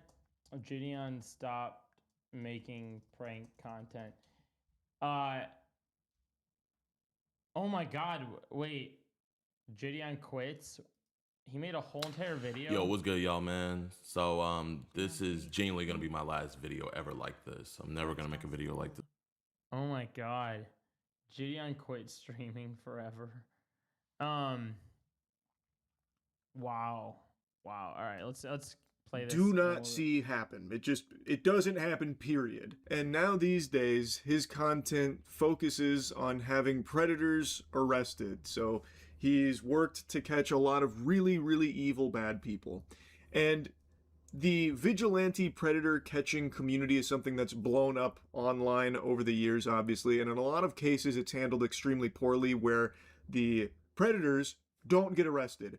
They instead just get milked. The content creator latches onto their udders and starts fucking draining their balls of all the piss possible so they can monetize the shit out of it out the wazoo online, without any care for doing it properly and getting them arrested. So they continue to still be a danger to children around them. In Gideon's case, I really felt like, while yes, he is clearly making a lot of money off doing this, he is also handling it in a way where these predators do get arrested. So I know a lot of people criticize like the reason behind it, like are they actually doing it for justice and to try and protect anyone, or is it just for their own financial self-gain? Which is a perspective I can totally understand. That is a very valid thing to be bringing up. I would argue, though, that the good outweighs the bad when it's handled properly and they actually get arrested. So in Gideon's case, I would say that even if the motive has been money, which I'm not entirely sure if that's why he's doing it, I do get a sense that he genuinely cares. The fact that many of the predators that he has investigated has led to actual jail time and arrest, taking them out of positions where they can continue to prey on children, is obviously a good thing to get them out of there. Yeah. So I do like Gideon, but boy howdy, this arrest in body cam is a very bad look, unfortunately, and it's something that I do want to yap about now that I've become aware of it. Oh, they got him on Code Blue Cam. Famous YouTuber gets himself and all his crew arrested. Just how far people are willing to go to film content. I don't understand all this, dude. Something so stupid over some, like, YouTube views. Oh, whoa, YouTube view, that's worth more than gold, brother. You don't even look that old. What do you mean? YouTube views is the most important currency there is. People die of video. What the fuck? I think it's probably because that. What Oh, this is Code Blue. This is the body cam video. Okay. Yeah, this is body cam. Over that. We saw that. People fucking kill each other over that shit daily. This ain't a game, man. What do you mean? When a man named Joe contacts Woodhaven police officers Hi, from Joe. a local McDonald's in Michigan, claiming that his nephew and his friend... What'd you say? This was June 22nd. Yeah, this is recent. Woodhaven, Michigan. You were just there. I was just there. ...friends are stalking him. His nephew is 30-year-old Kenneth Chambers, who runs the YouTube channel Skeeter Gene, which currently has around 2.5 million subscribers and is well known for doing sting operations. Joe tells the officer... What'd you say? That's crazy that, like, people that, like, you could have never heard about at all have just, like, 2 million subscribers. Oh, I know. Yeah, that's something that was, like, surprising to me in, like, 2018, but now, like, it's still surprising. Like, I know it happens like a lot more often, but it's like I'll still never get used to it. No. And then like some of my favorite creators have just like 100,000, or like it's not like that's nothing either, but it's like they're a lot smaller than. What, you're giving slander to the 2,000 subscriber channels now? Oh no! Wow! No, I'm just kidding. Oh no! This is my favorite channel. I'm just kidding. I'm only saying that because he paid me to say that. Wow, I'm paid. That Skeeter and his friends have been following him and filming him throughout the day. Over the past several months, Skeeter has amassed millions of views on his channel by posting videos about his uncle. But Skeeter and his friend and collaborator, 25-year-old... So is it... Hold on, let me read that title again. I exposed my own uncle. So is his uncle caught in one of the pedophile stings, or what's going on here? About his uncle. But Skeeter and his friend and collaborator, 25-year-old Gideon... Streaming inside squatter's house until he leaves. Is that the uncle then? Is that Joe? So is he a squatter? Decade or so, he's been financially exploiting and abusing my grandmother, who was also his mother. And before that, he was doing the same thing to his grandmother, which... And he's a Red Wings fan. You forgot to mention that. He is also a Red Wings fan. Are you kidding me? Uh-oh. It's serious. Is my great Florida grandmother. man. Skeeter explains that. They're in Michigan. What? Is he using opera? Yeah. Despite repeated warnings from the family, his Uncle Joe refused to leave his grandmother's house and had been squatting there for months. So he decided, I was gonna go over there and kick his ass myself. But then I thought, wait a minute, I have a YouTube channel. I can get views, yeah, of course. So I can just expose him on the internet and make some money off of him. But according... Okay. How's that going? You're making money off him, but are you actually helping your grandmother? This has been. I'm new to this here. The theme of the stream tonight, hasn't it? Yeah. God. But it doesn't seem. This. Yeah. Like it. It seems like it's more about you making money off of your grandmother being exploited than actually getting the fucking problem solved. Am I crazy? That's what it's looking like immediately here. According to Skeeter, when Joe still refused to vacate the home, he came up with a plan alongside Gideon to solve the problem once and for all. He moved Gideon into his grandmother's house, eventually forcing Joe to leave the property and end up at McDonald's. What did you say? I just saw the title of the thing, streaming inside a squatter's house until he leaves. That's crazy. Yeah. Well, there we go. He evacuated. The harassment did not stop there. He claimed Skeeter. That's why he's at McDonald's, to see the guy. I thought he was doing some fuck shit at McDonald's. That's where everyone does their fuck shit. Yeah, yeah. Gideon and their film crew continued following and filming him at the restaurant, ultimately provoking him to call the authorities. But one of the officers soon notices an orange sedan following them as they transport Joe to the Woodhaven Police Department, where a friend is supposed to pick him up. Shortly afterward, Skeeter and Gideon arrive at the station with a large group of people, demanding to speak with Joe. By then, Joe has already left for McDonald's again, and when the detective tells them that Joe is not at the station, Gideon mentions filing a missing persons report, arguing that officers had taken Joe away from the house. Yeah, Joe went missing. You guys stole him. What? Where did they take him, JV? Oh my God. I might have JV like go make like missing people. You know Joe? Yeah, I know Joe. We're trying to find him. He's hiding from us. Yeah. What is that? They're hiding the social media handle. They're like, no free cloud. He's not in here, I promise. You promise? Yes. You pinky promise? Yes. You I take pictures of him. All right, I'm so confused. But he's not in the house either, so what's the point? That's like the whole goal, right? To get him out of that. I think this is the lead up to what we like missed or whatever. Oh my God. To speak with Joe again, he has no idea that Skeeter and Gideon are about to bring the storm. I thought for sure that was Jack Doherty. I was gonna say, what the fuck is he doing there? I like Gideon here, but I truly don't understand what this is. What's up? Are these children? Like minors? Oh, I don't know. It might be fans or something. I don't know. Still, like hanging out with that many. I really. Yeah, it's weird. Don't get this. If the goal was to get him out, you got him out. Why are we farming him at fucking McDonald's? This doesn't really seem like it's actually to try and get justice or try and get him out of the house. They're at his house and they're not doing anything illegal. It's just super annoying. They're trying to get him riled up so they get their YouTube views. We're just trying to find somewhere for Joe to go because they have access to the house. They're allowed to be there, and so is Joe, so we can't make something. Yeah, squatters fucking suck. I'm all for it. What was that? Did you say something? Or was that the clip? Oh. That was a clip. Annoying the shit out of squatters. Do whatever it takes to get them out of the house. I've yapped about squatters so much, bro. I'm not gonna talk your ear off on it for the 100th time. But this is just, it really doesn't. Yeah.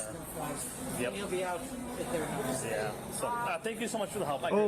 Good example. Yeah, the Asian Andy squatter. That's fucking iconic at this point. Yeah, the Asian Andy squatter. That I think is that honestly was handled like super well. Do you know what's going on here? They were which part? Like, I feel a little lost in this whole lead up to it. So they were streaming at the squatter's house, and then the squatter went to McDonald's. Yeah, I think that's what I think and too. So but they I went feel like I'm to missing something. McDonald's to try to like fuck with them to get the reaction for the views. Okay. And so then I think he just like walked outside, and then someone probably already called the cops, and they were like, that guy Joe called the cops. Yeah, like disturbing the peace or like that kind of. Oh my God! And then that's how that's exactly. And then the clips were like for seemingly no reason. Well, you can see a lot in the lead up. The squatter is the content creator's uncle. Okay, that's why it's the squatter's a content creator's uncle. Okay, that's what.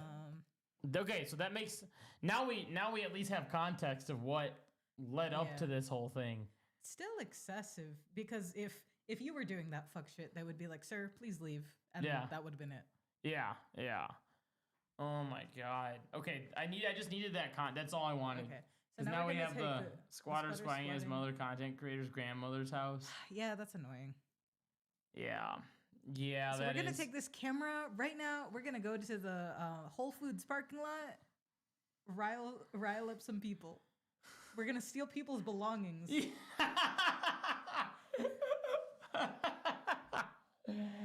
We're gonna go harass the people on the streets of Chicago. That's what I mean. Like, okay, this is again fucking Twitter. Like seemingly no reason. Yeah, and then also none of this had to be online. No, not this at all. This could have been like, you know, some bullshit that you figure out over Thanksgiving dinner or something. And now it makes probably get like people, like the cops involved if it's like a squatters thing and it's like, hey, this guy doesn't leave. The thing about cops. About cops. So policing. It's like a lot about cops is that like they're kind of like outsourced as like security, like everyone's security, where it's like, you know, like my neighbor's dog keeps going in my lawn, 911, arrest this guy. And it's like, you can just talk to your neighbor. Yeah. So like you can just talk to these, you do not need to get the cops involved. Yeah. That is like a last resort if somebody is like actively in danger. And like this is an annoying situation where like people are being annoying everywhere, but you don't usually need to involve the cops. No. What they do is add more danger to the situation because they bring their like guns and stuff. Thankfully nobody got hurt anywhere. But it's like if you had like these like literally like have conversations, it sometimes like that's it. And the thing is like I think people expect cops to like be violent right away, and that's why they call them right away. And then sometimes all the cop can do, like, they're not supposed to touch people. They're not supposed to do. It's like people are hoping for police brutality to like kill this guy, mods kill this guy. And literally, like they think that the cops are mods. They're like mods kill this guy, instead of like, you know, sir, please get off the premises, or like. You know, we just like outsource too much to cops, and the cops don't really do anything either. Yeah. One time, like if your house gets robbed, if the robber is not in your house and you call the police after, there's nothing they can do. They can't like go after the guy. I got something stolen from my place, like right when I moved in, and then I called the police, and he literally openly was like, he's like, so what do you want? Do you want to like press literally, charges? yeah, literally. And I was like, well, what's the other thing? And he's like, well. Either you do that, and like we also still can't do anything. Exactly. Like the cops don't really do, and unless you want to like file the report and everything. But you can do that like at the police office. The funniest part about it was literally a part that goes behind the AC unit's controller, so that it would make the third wire that you needed to connect to it work with the type of AC unit that I have. So it was like a really specific thing. It's like it was like $150. It was like pretty expensive, but it's like, dude. What are you gonna do with that? Like you don't even. You're gonna look at it and go, "What the fuck is this?" Like it literally was a circle thing with a hole with like a wire sticking out of it with like little like braille looking dots on it. I'm like you're gonna get that and be like, "The fuck do I do with this?" Yeah. When I came to Max's house, there was a package outside. He still doesn't know that I stole it. He's gonna mark it as stolen. He doesn't know that I'm the one that took it. And wow. The cops are gonna be here any minute. And they're gonna be like, "Sir, what do you want? You invited her into your house." A live arrest on stream. Yeah. That's how I go viral for streaming. I'm gonna take these cameras after the fact. And the soundboard. I'm gay. This again, but I quit. You know, obviously you guys know what's all going on. You guys saw me getting arrested. You guys saw Cold Blue's video and everything. And I did a reaction to it, kind of like, oh no, this wasn't right. This is how it happened. Da da da da da da. But genuinely, during the last few weeks, I've done a lot of just like inward reflection and I've been talking to my fiance a lot, and I just kind of came to realize, you know, what I was doing wrong, and I also came to realize that truly your boy was spiraling. You know, this is the part we already I was saw. genuinely. So what was? So basically, we saw like 8 like minutes of it, and I think it's just, you know, kind of just seeing. Video was, but like, yeah, he's gotta say his piece. Yeah, what is it? All my friends, you know, like seeing Canel do his thing with streaming, seeing Kai, seeing this is where I think this is people I know like Speed like, and all of them doing their thing with streaming, and it's like, oh man, you know, I'm like, I want to go back, and it's like I'm tempting myself, and then I always just like go back into the streaming stuff when really I should have left that alone, because you guys remember the video where I said that I was done bothering society, and bro, look at what I was doing. Just bothering society, being a nuisance, you know what I mean? And I was blessed to find something that wasn't nuisance, you know, actually cleaning up the streets, getting predators off the streets. And instead of just sticking with that and doing that, I got distracted and I got greedy, and I wanted to go back into doing, you know, slop content. And, you know, genuinely, I don't think if I went through the situation, I think I would have kept on making the slop content. And genuinely, I think if I... Wow. So this situation is what turned him around. He went, yeah, I need to quit the slop. See, this is what happens when you're a slop tuber for long enough. Like, if you get old enough, you start to have this moment of what clarity. am I doing? This is come to Jesus moment. This is what happened when Nick is not green. When he got into that whole controversy with what was the YouTube channel name? You told me about it. Yeah, he got into that whole Nick is not green got into that whole controversy with. I mean, it started with like you know, Ethan is online and that whole story. It was a whole fucking thing. But then he got into a controversy with these other big YouTubers that he like called out for doing said thing that he was told, and then he kind of reflected on it and was like, yeah, I was acting like bad and blah blah, and he realized like that he ended up realizing like the toxicity of the cycle of like making fun of people online, and it led him down a bad path. And then he started making more videos on that sort of nature of things again, and then but not quite as like mean-spirited. Yeah. And then he still felt that moment of like, fuck, this is an old habit that gets me acting like this, and I need to like cut back. So then he started making videos about books he was reading, and then he started making videos like, actually, I'm going to a show in like 2 days. Nick has a show at Shuba's. I'm going to in 2 days. I'm gonna go see. Under his again. Face Eater. It's his project. Cool. What'd you say? Y no invitas. Like you don't invite. Come out. Come through. I'll be there. Be at Shuba's. I'm gonna be in your basement until then. You're like, no, she can't come with me. She needs to stay in the basement. He actually hires me. I'm not Andrew Tate. What the fuck?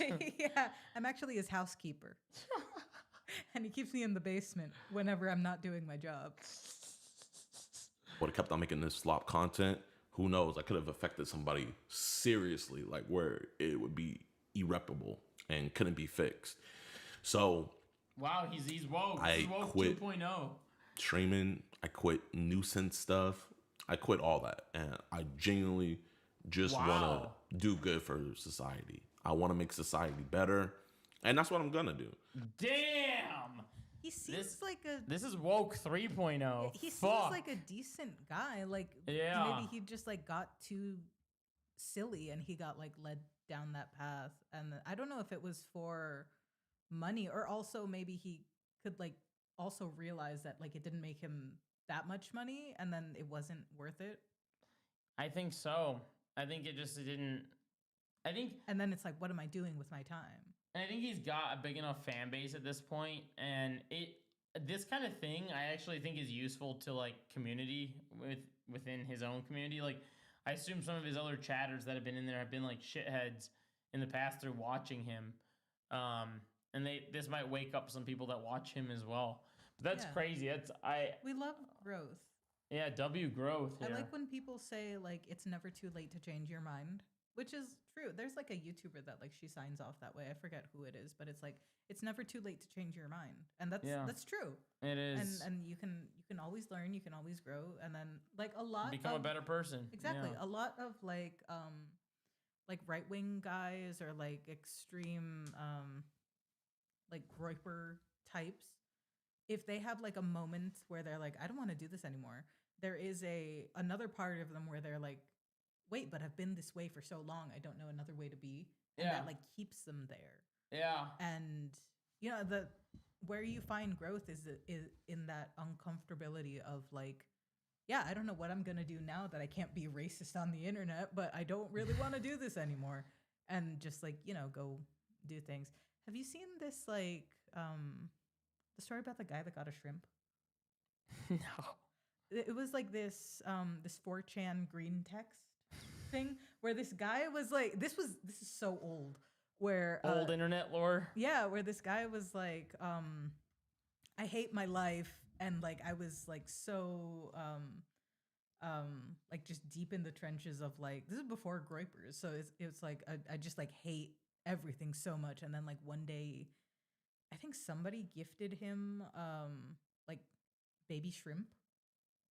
And he was like, okay, he put them in a tank, and he's like, whatever. And then after a while, the baby shrimp got like, some of them started dying because he didn't take care of them, and then he felt bad, and he's like, oh my God. So he started to do research on shrimp. He got like the best pH levels and the best like everything he could for the tank. And then like his family noticed that he like took an interest in something for like the first time in his life.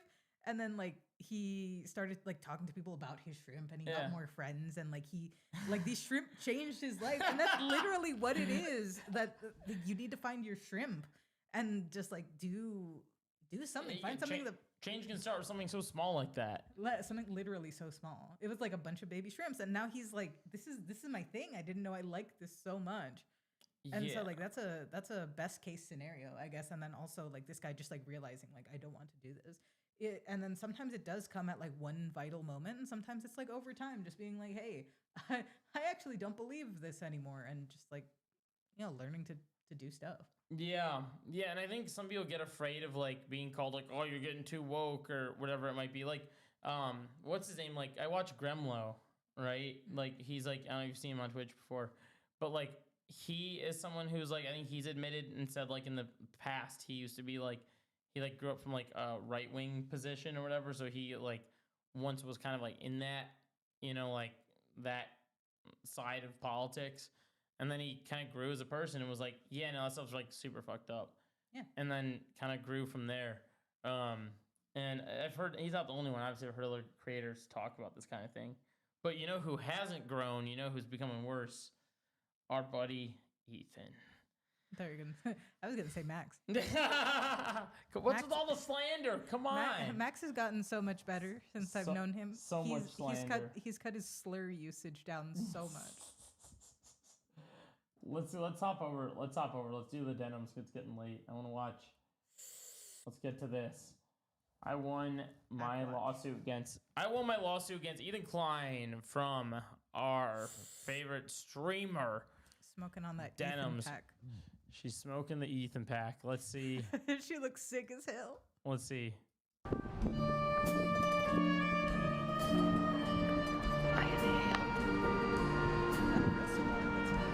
What'd you say? Is that a real cigar? That's huge. I don't know. I think.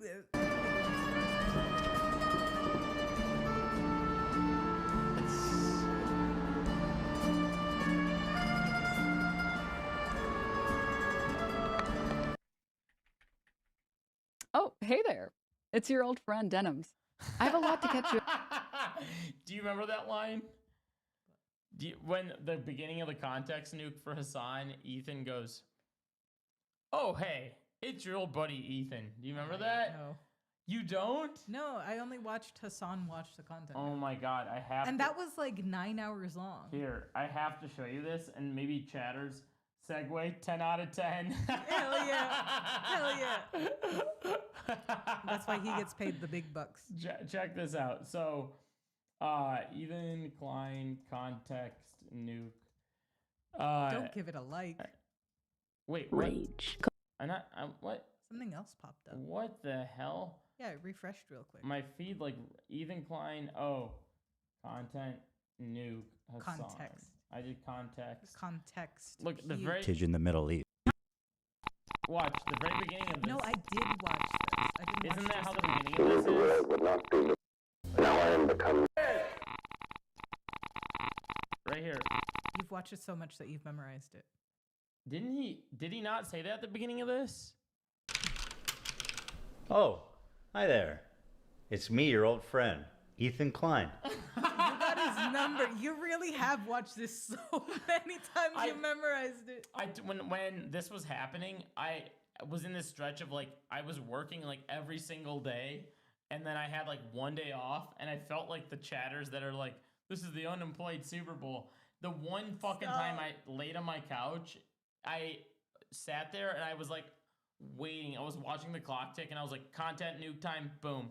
And I just laid on my couch and fucking watched this. Like you memorized it. Oh, the whole time it was going on. I memorized this shit. Like I kicked back and you bet I was watching this shit.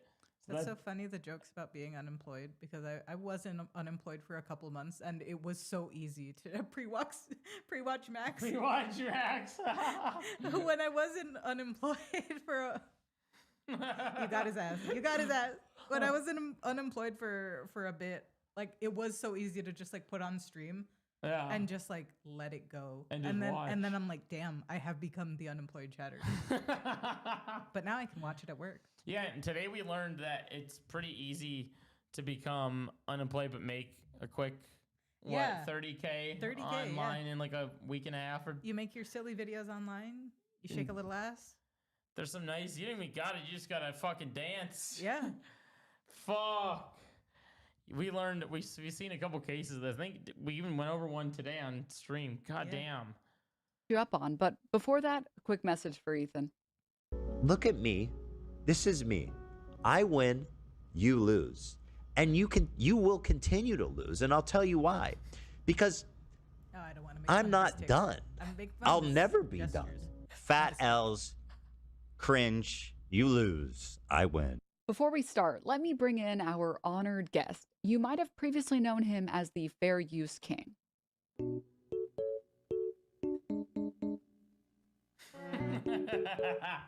And let me just...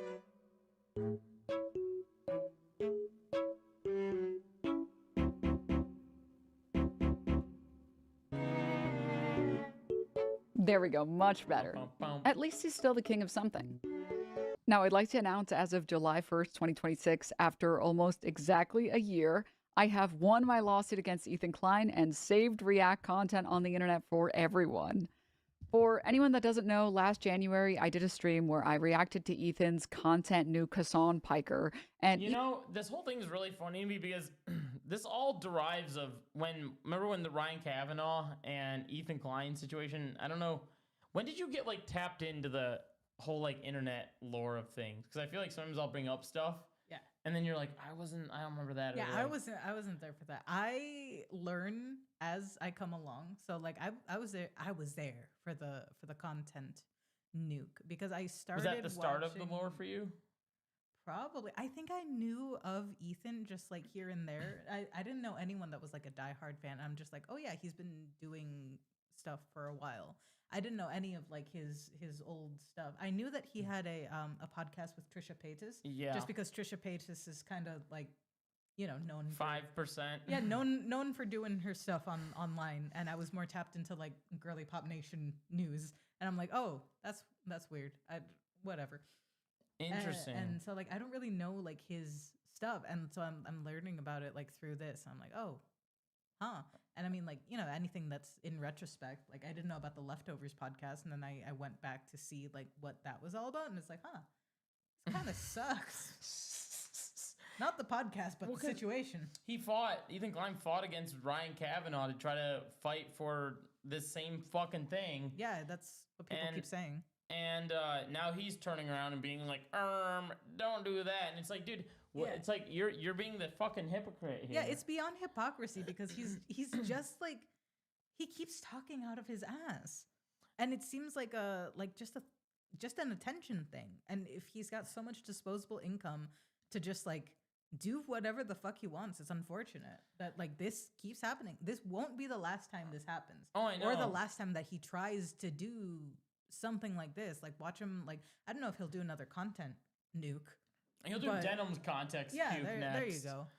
But like I don't think he hates Denims as much as he hates Hassan. Yeah. So like I don't know if like he would do that because he's already like taken her to court so many times. It's always something with Ethan, and It is. that's what it's going to be like. And the thing is, I just kind of like found out fully who he was maybe like a year ago.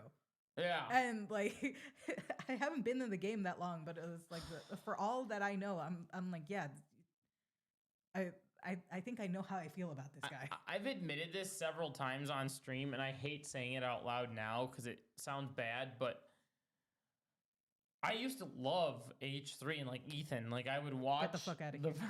Yeah. Get the fuck out of here.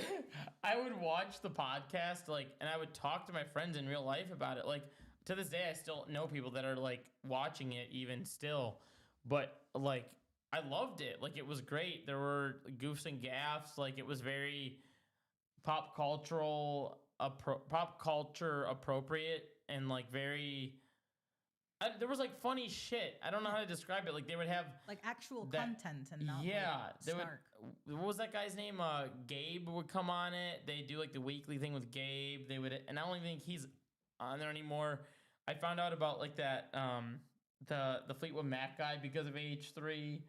I found out, you know, I was a little skeptical with the whole Trisha Paytas thing and the whole 5% thing and the whole thing with them fighting over. The 5% thing is like fighting over who gets the money from like the videos she was in.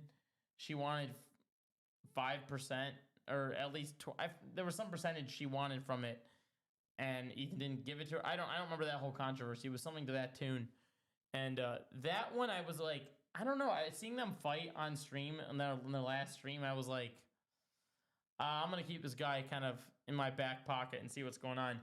And then there was the whole thing with him trying to set up Jeff, like the Jeff FM Jeff, with someone. I thought that was kind of a weird thing. At that point, I was kind of like, he takes that 5%. Was that what it was? And that whole thing kind of weirded me out a little bit. I was like, why are they gamifying this whole thing of trying to set Jeff up with somebody? It just, I don't know. It was a very weird thing that I wasn't really about. And then I kind of kept my eye on H3 after that. I actually stopped watching a few episodes following that. And then shortly thereafter was the fall off of Leftovers. And yeah.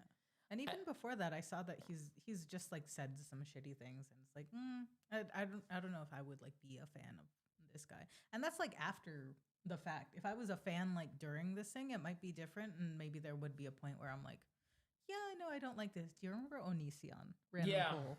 I used to be a fan of Onision. That was like in middle school where I was like, oh, this guy making silly videos, and then he got to a point where I'm like, this is weird.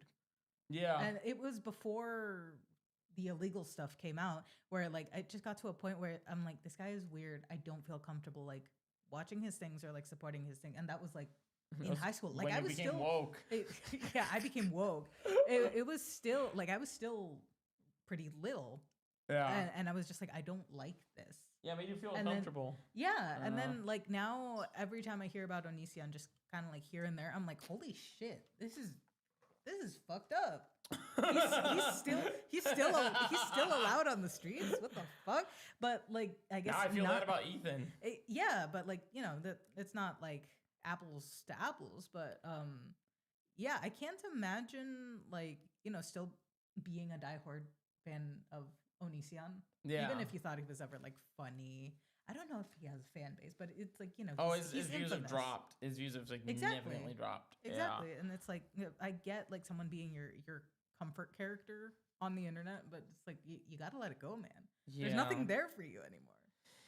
Yeah, that's how I feel about, I mean, that's literally how I feel about this right now. It's like the same thing. It's like, you got to fucking let it go, man. You got to let it go.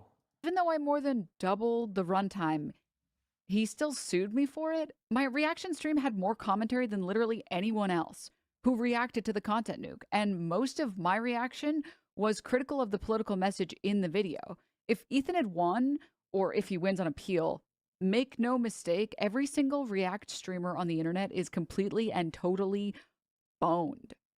But Denims, it's different because my favorite internet lawyer said that you said that you wanted to malicious. Delusional e-girl, too dumb. I'm gonna kick someone's ass. Like, like, what is your problem? Like, were these images worth the 40 gallons of water it took the AI to make them? I'm gonna get ahead of that one real quick, so in case anyone wants to make a thumbnail of me like that. Yeah, make what you need one where you're crying. Max loses everything. He lost his $40,000 mansion. We're in the streaming wing of his $40,000. Excuse me, the streaming library. The streaming library inside the streaming wing. He's So got a steal chef his downstairs ready to make us a snack afterwards. Video. Why is my stream I think so now quiet? is a good time to finally. Is it quiet? I can't tell. What's quiet? Why is my stream so quiet? Is the video quiet? Chatter, does anyone... This is I've heard this shit over and over again. And now I'm like, is shit quiet or what? I have my mic and aux cranked up. If you could turn it up a little bit. Okay, wait. Let's see. How is this? Let's try this. How is it? How is that? Is that better? Can you guys hear better now? Cranked up the volume, and then I'm gonna crank up better. Okay. And what if I do this and I crank up this volume as well right here? I'm gonna crank that up. Okay. A little too loud. That's more than double. Dispel this talking point. I did not say or do anything. I do have you up very loud. Fuck. All right, I'm gonna do this. Our bad. Yeah, what the hell? I don't know what happened. Something.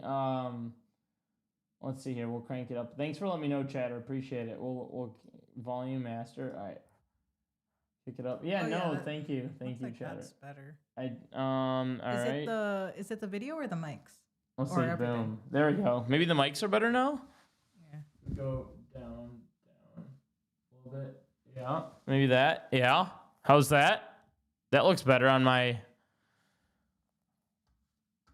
There we go. All right. That should be pretty good right there. All right. Hell yeah. Fixed. Let's get back to Hackermans. Oh man. Let's get back to it. That's a bit better. I want it to be a lot better. I hope it's a lot better. This has to be the best stream you've ever seen. Remember to like and subscribe. Anything to try and deprive Ethan of revenue. There are lots of different versions of this claim, like that I told people to not watch his stream. Appreciate you. Thanks for being nice about it too, not being smarmy or whatever. Live tech support. Hell yeah. Appreciate you. Be sure to, if you want to keep hanging for stream, hit that subscribe button. I try to stream. I've been bad about it lately, but between 9 to 10 p.m. Central usually, or 9 to 9:30ish, I try to hop on. So I try to do once a week if I'm free of work. So stream, or to watch my stream instead of his, or that I advertised my stream as a place to watch the nuke, or that I told anyone else to do any of those things. But none of that happened. And yet a bunch of people became convinced that I would lose my lawsuit because of this. A lot.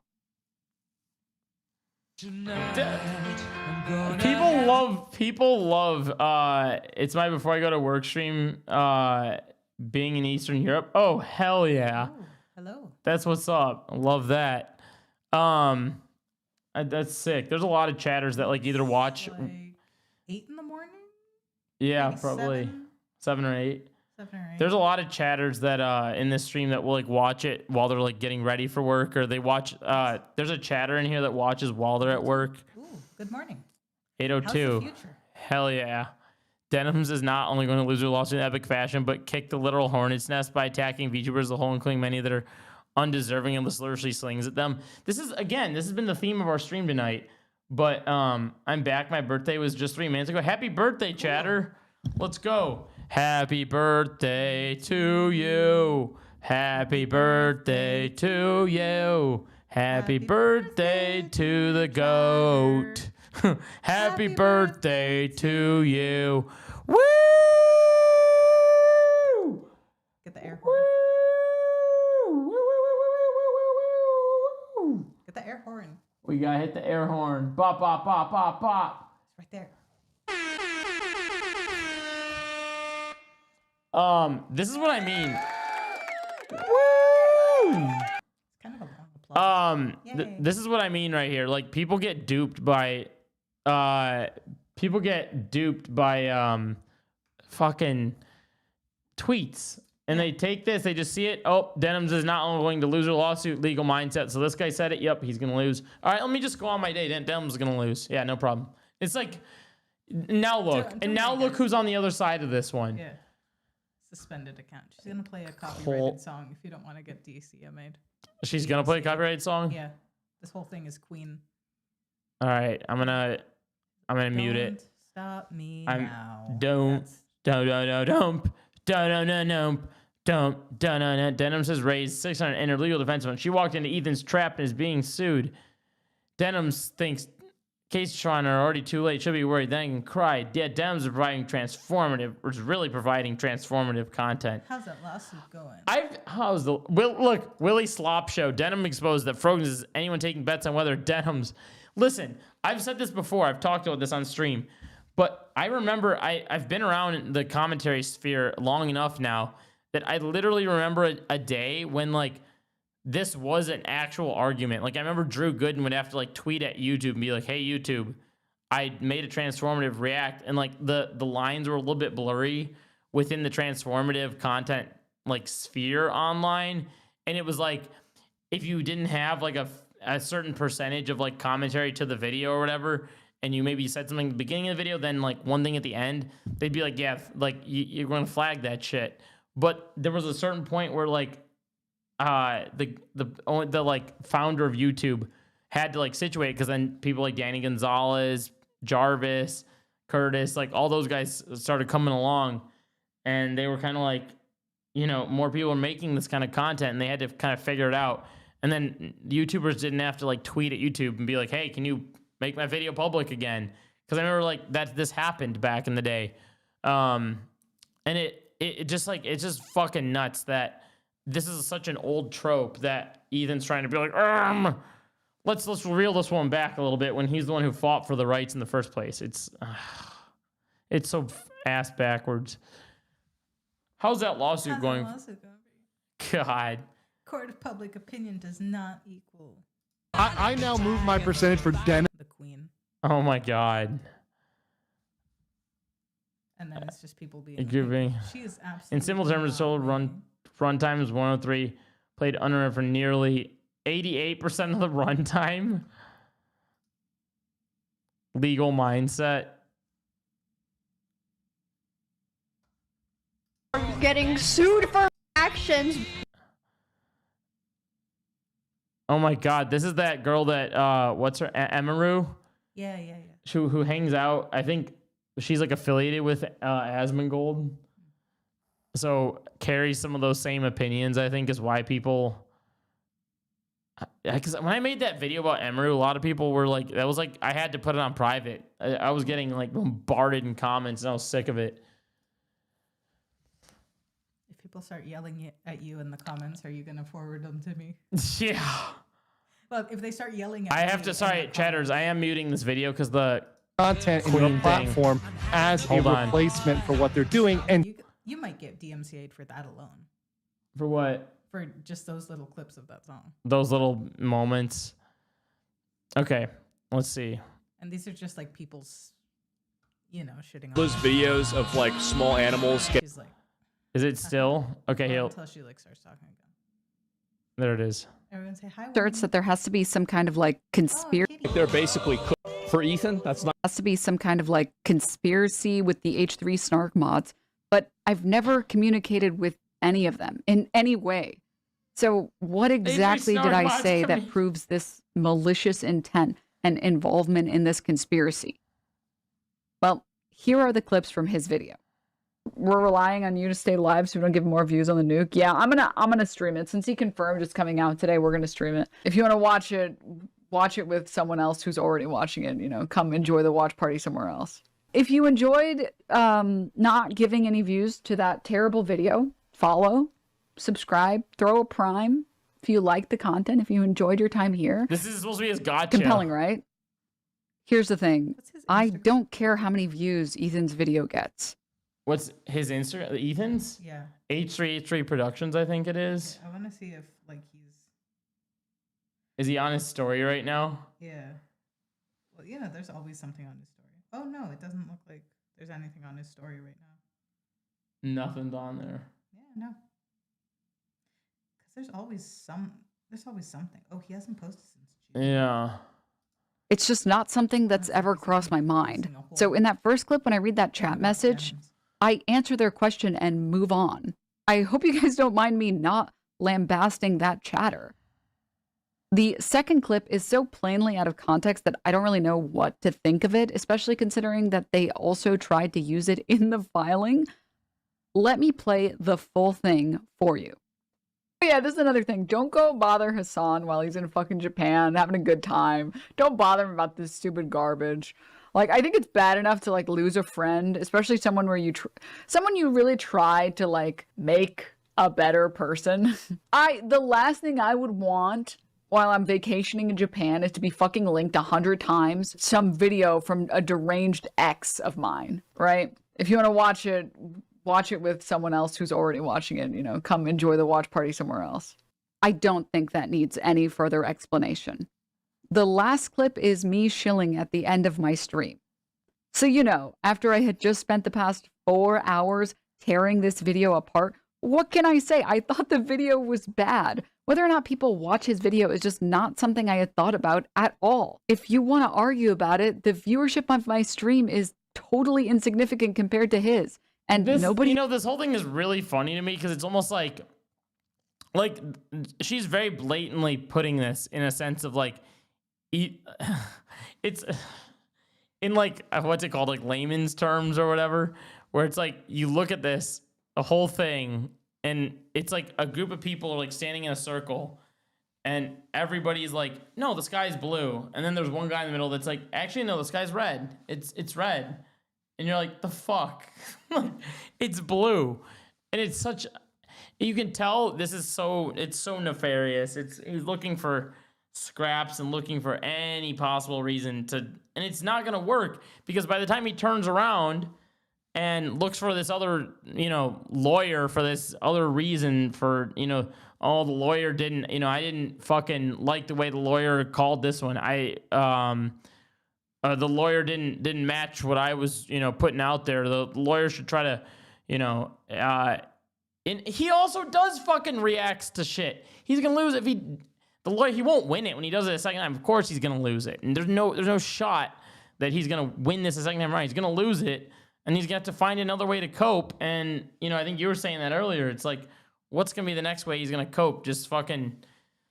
It's always some bullshit. It's going to be something crazy, and it's like, he's probably going to do context puke for Denims or something will be the next cope after this. After he loses, he's going to lose the second time, because nobody's going to look at this and go, yeah, you know what, he's right. If they do, I'm going to just send myself off into space for the rest of my life. Like, there's no way. He's, like, already grasping at straws here. The unfortunate part is that he's got the money to actually, like, hire lawyers and take people to court. Oh, I know, it's... Let's see. Hold on. I just realized I totally forgot to do something here. All right. Boom. There we go. That listened to me criticize him for 4 hours was going to watch his video anyways because it's a completely different experience. And I mean, that is literally what the court found. So all of that to say there isn't anything uniquely special about this case. Technically, between you and me, even if there was, intent doesn't actually matter when it comes to analyzing whether or not something is fair use. So yeah, Ethan posted this IG story saying that he would be proceeding with. We lost the Denims case, but we are appealing. According to the judge, you can react to any piece of copyrighted content and work in its entirety immediately upon release, as long as you pause occasionally. You can explicitly state your intention is to steal money and traffic from the original source. This judgment is in total contradiction to the judge's ruling in the same district regarding the snark mods. I'm extremely confident this will be overruled in appellate courts, and we will be proceeding with the appeal immediately. Oh my God. Imagine wasting your time and your life on this. Yeah, it's also, like I was going to say, it's a crazy thing to just, like, spend time on. Like, imagine being a judge in the court and just being like, what? And you have to learn about like what all of this is. I know. It's like, it's such like a not normal situation too. Like you have to learn about all of it. Yeah. And it's like the most hyperly online, like weird shit. And these people are out here fighting much bigger cases. Yeah. Imagine like having to learn about all of this. You want? I'm like, ugh. It's the lights. Yeah, the lights are getting hot. Appeal, and as I've stated from the very beginning, this is the last video we're watching anyway. Then stream's done after this anyway. Imagine like having to learn about all of this and just being like, who the fuck cares? I know. I will be fighting this lawsuit to the end. I could not have gotten this far without all of your support. And to be honest with you guys, it has been kind of expensive. Yeah. So from the bottom of my heart, if you would like to help me fight this appeal to defend React content on the internet, please go to ethankleinlive.com and donate $5, $10, $20, really any amount that you're able to. Thank you again to everyone who has supported me and believed in me. And as I said before, I look forward to beating Ethan Klien in court. Besides that, I stream on Twitch Thursday through Sunday at 7 a.m. PST. I also might be doing a mass unban. So if you are one of the morons that told me I was going to lose my lawsuit, you owe me an apology. Come say hi. All right. Bye. Denims, the queen of self-owning, you prevail again. That was incredible. He's just going to continue to cope. And by the time he comes back on stream, he's going to be out here talking about how he's going to win this shit, and he's not gonna win it. Bottom line, he's not winning. There's no second guessing this. Anyone that looks at this and tries to understand it is gonna recognize that he's fucking insane. He doesn't even have a cause. His cause is just like, I want to annoy Hassan through the transitive property. It's like nothing more than that. Because if he was doing this like for the state of Israel or something, he'd do a lot more like propaganda and less of just like being a nuisance. Like he's just a professional nuisance. That's it. Yeah, and like what do you get out of that? Just the satisfaction of winning against what? And it's kind of funny because he started off being that like lol cow sort of guy, and he's kind of like leaning back into those tendencies again and being this like online troll guy. Remember Pedo Troll, his one account? It's just it's ridiculous. It's like a grown ass man. Like this is what a grown ass man is doing. With children. Fuck. Like, if you were Hila, wouldn't you see this and be like, yo, that's fucked up? Like, no, she joins along with him. She goes along with it, and it's... There's some mental things that need to be discussed on that half. That's crazy. I feel weird even talking about it. Like, I feel like I shouldn't have to discuss this. Like, it seems so black and white. It's just like a lot of nothing. I have nothing, burger. God damn. Well, shit. But if you've got money, you can make anything happen. I'm going to put a big ass like billboard up with like a random cause just because I have money. I know. Oh. I'm going to sue someone just because I have the funds laying around. I'm going to say something here. So I'm going to probably call it here now that we got through that. That was the last video. I think was there anything we didn't get to on stream? I'm trying to think. Restaurant. Oh, we didn't. Did we look at the Dine and Dash thing? Very slightly at the beginning. At the beginning, I said you don't like seafood. I don't know if did we watch this video?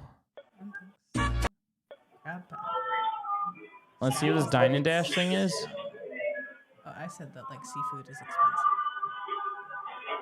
They've got their faces right there. Like there's no.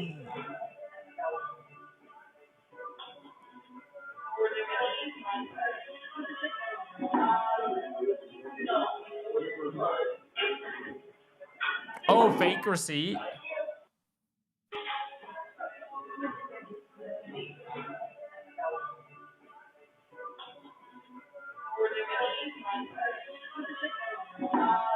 Is that a fake receipt in their hand?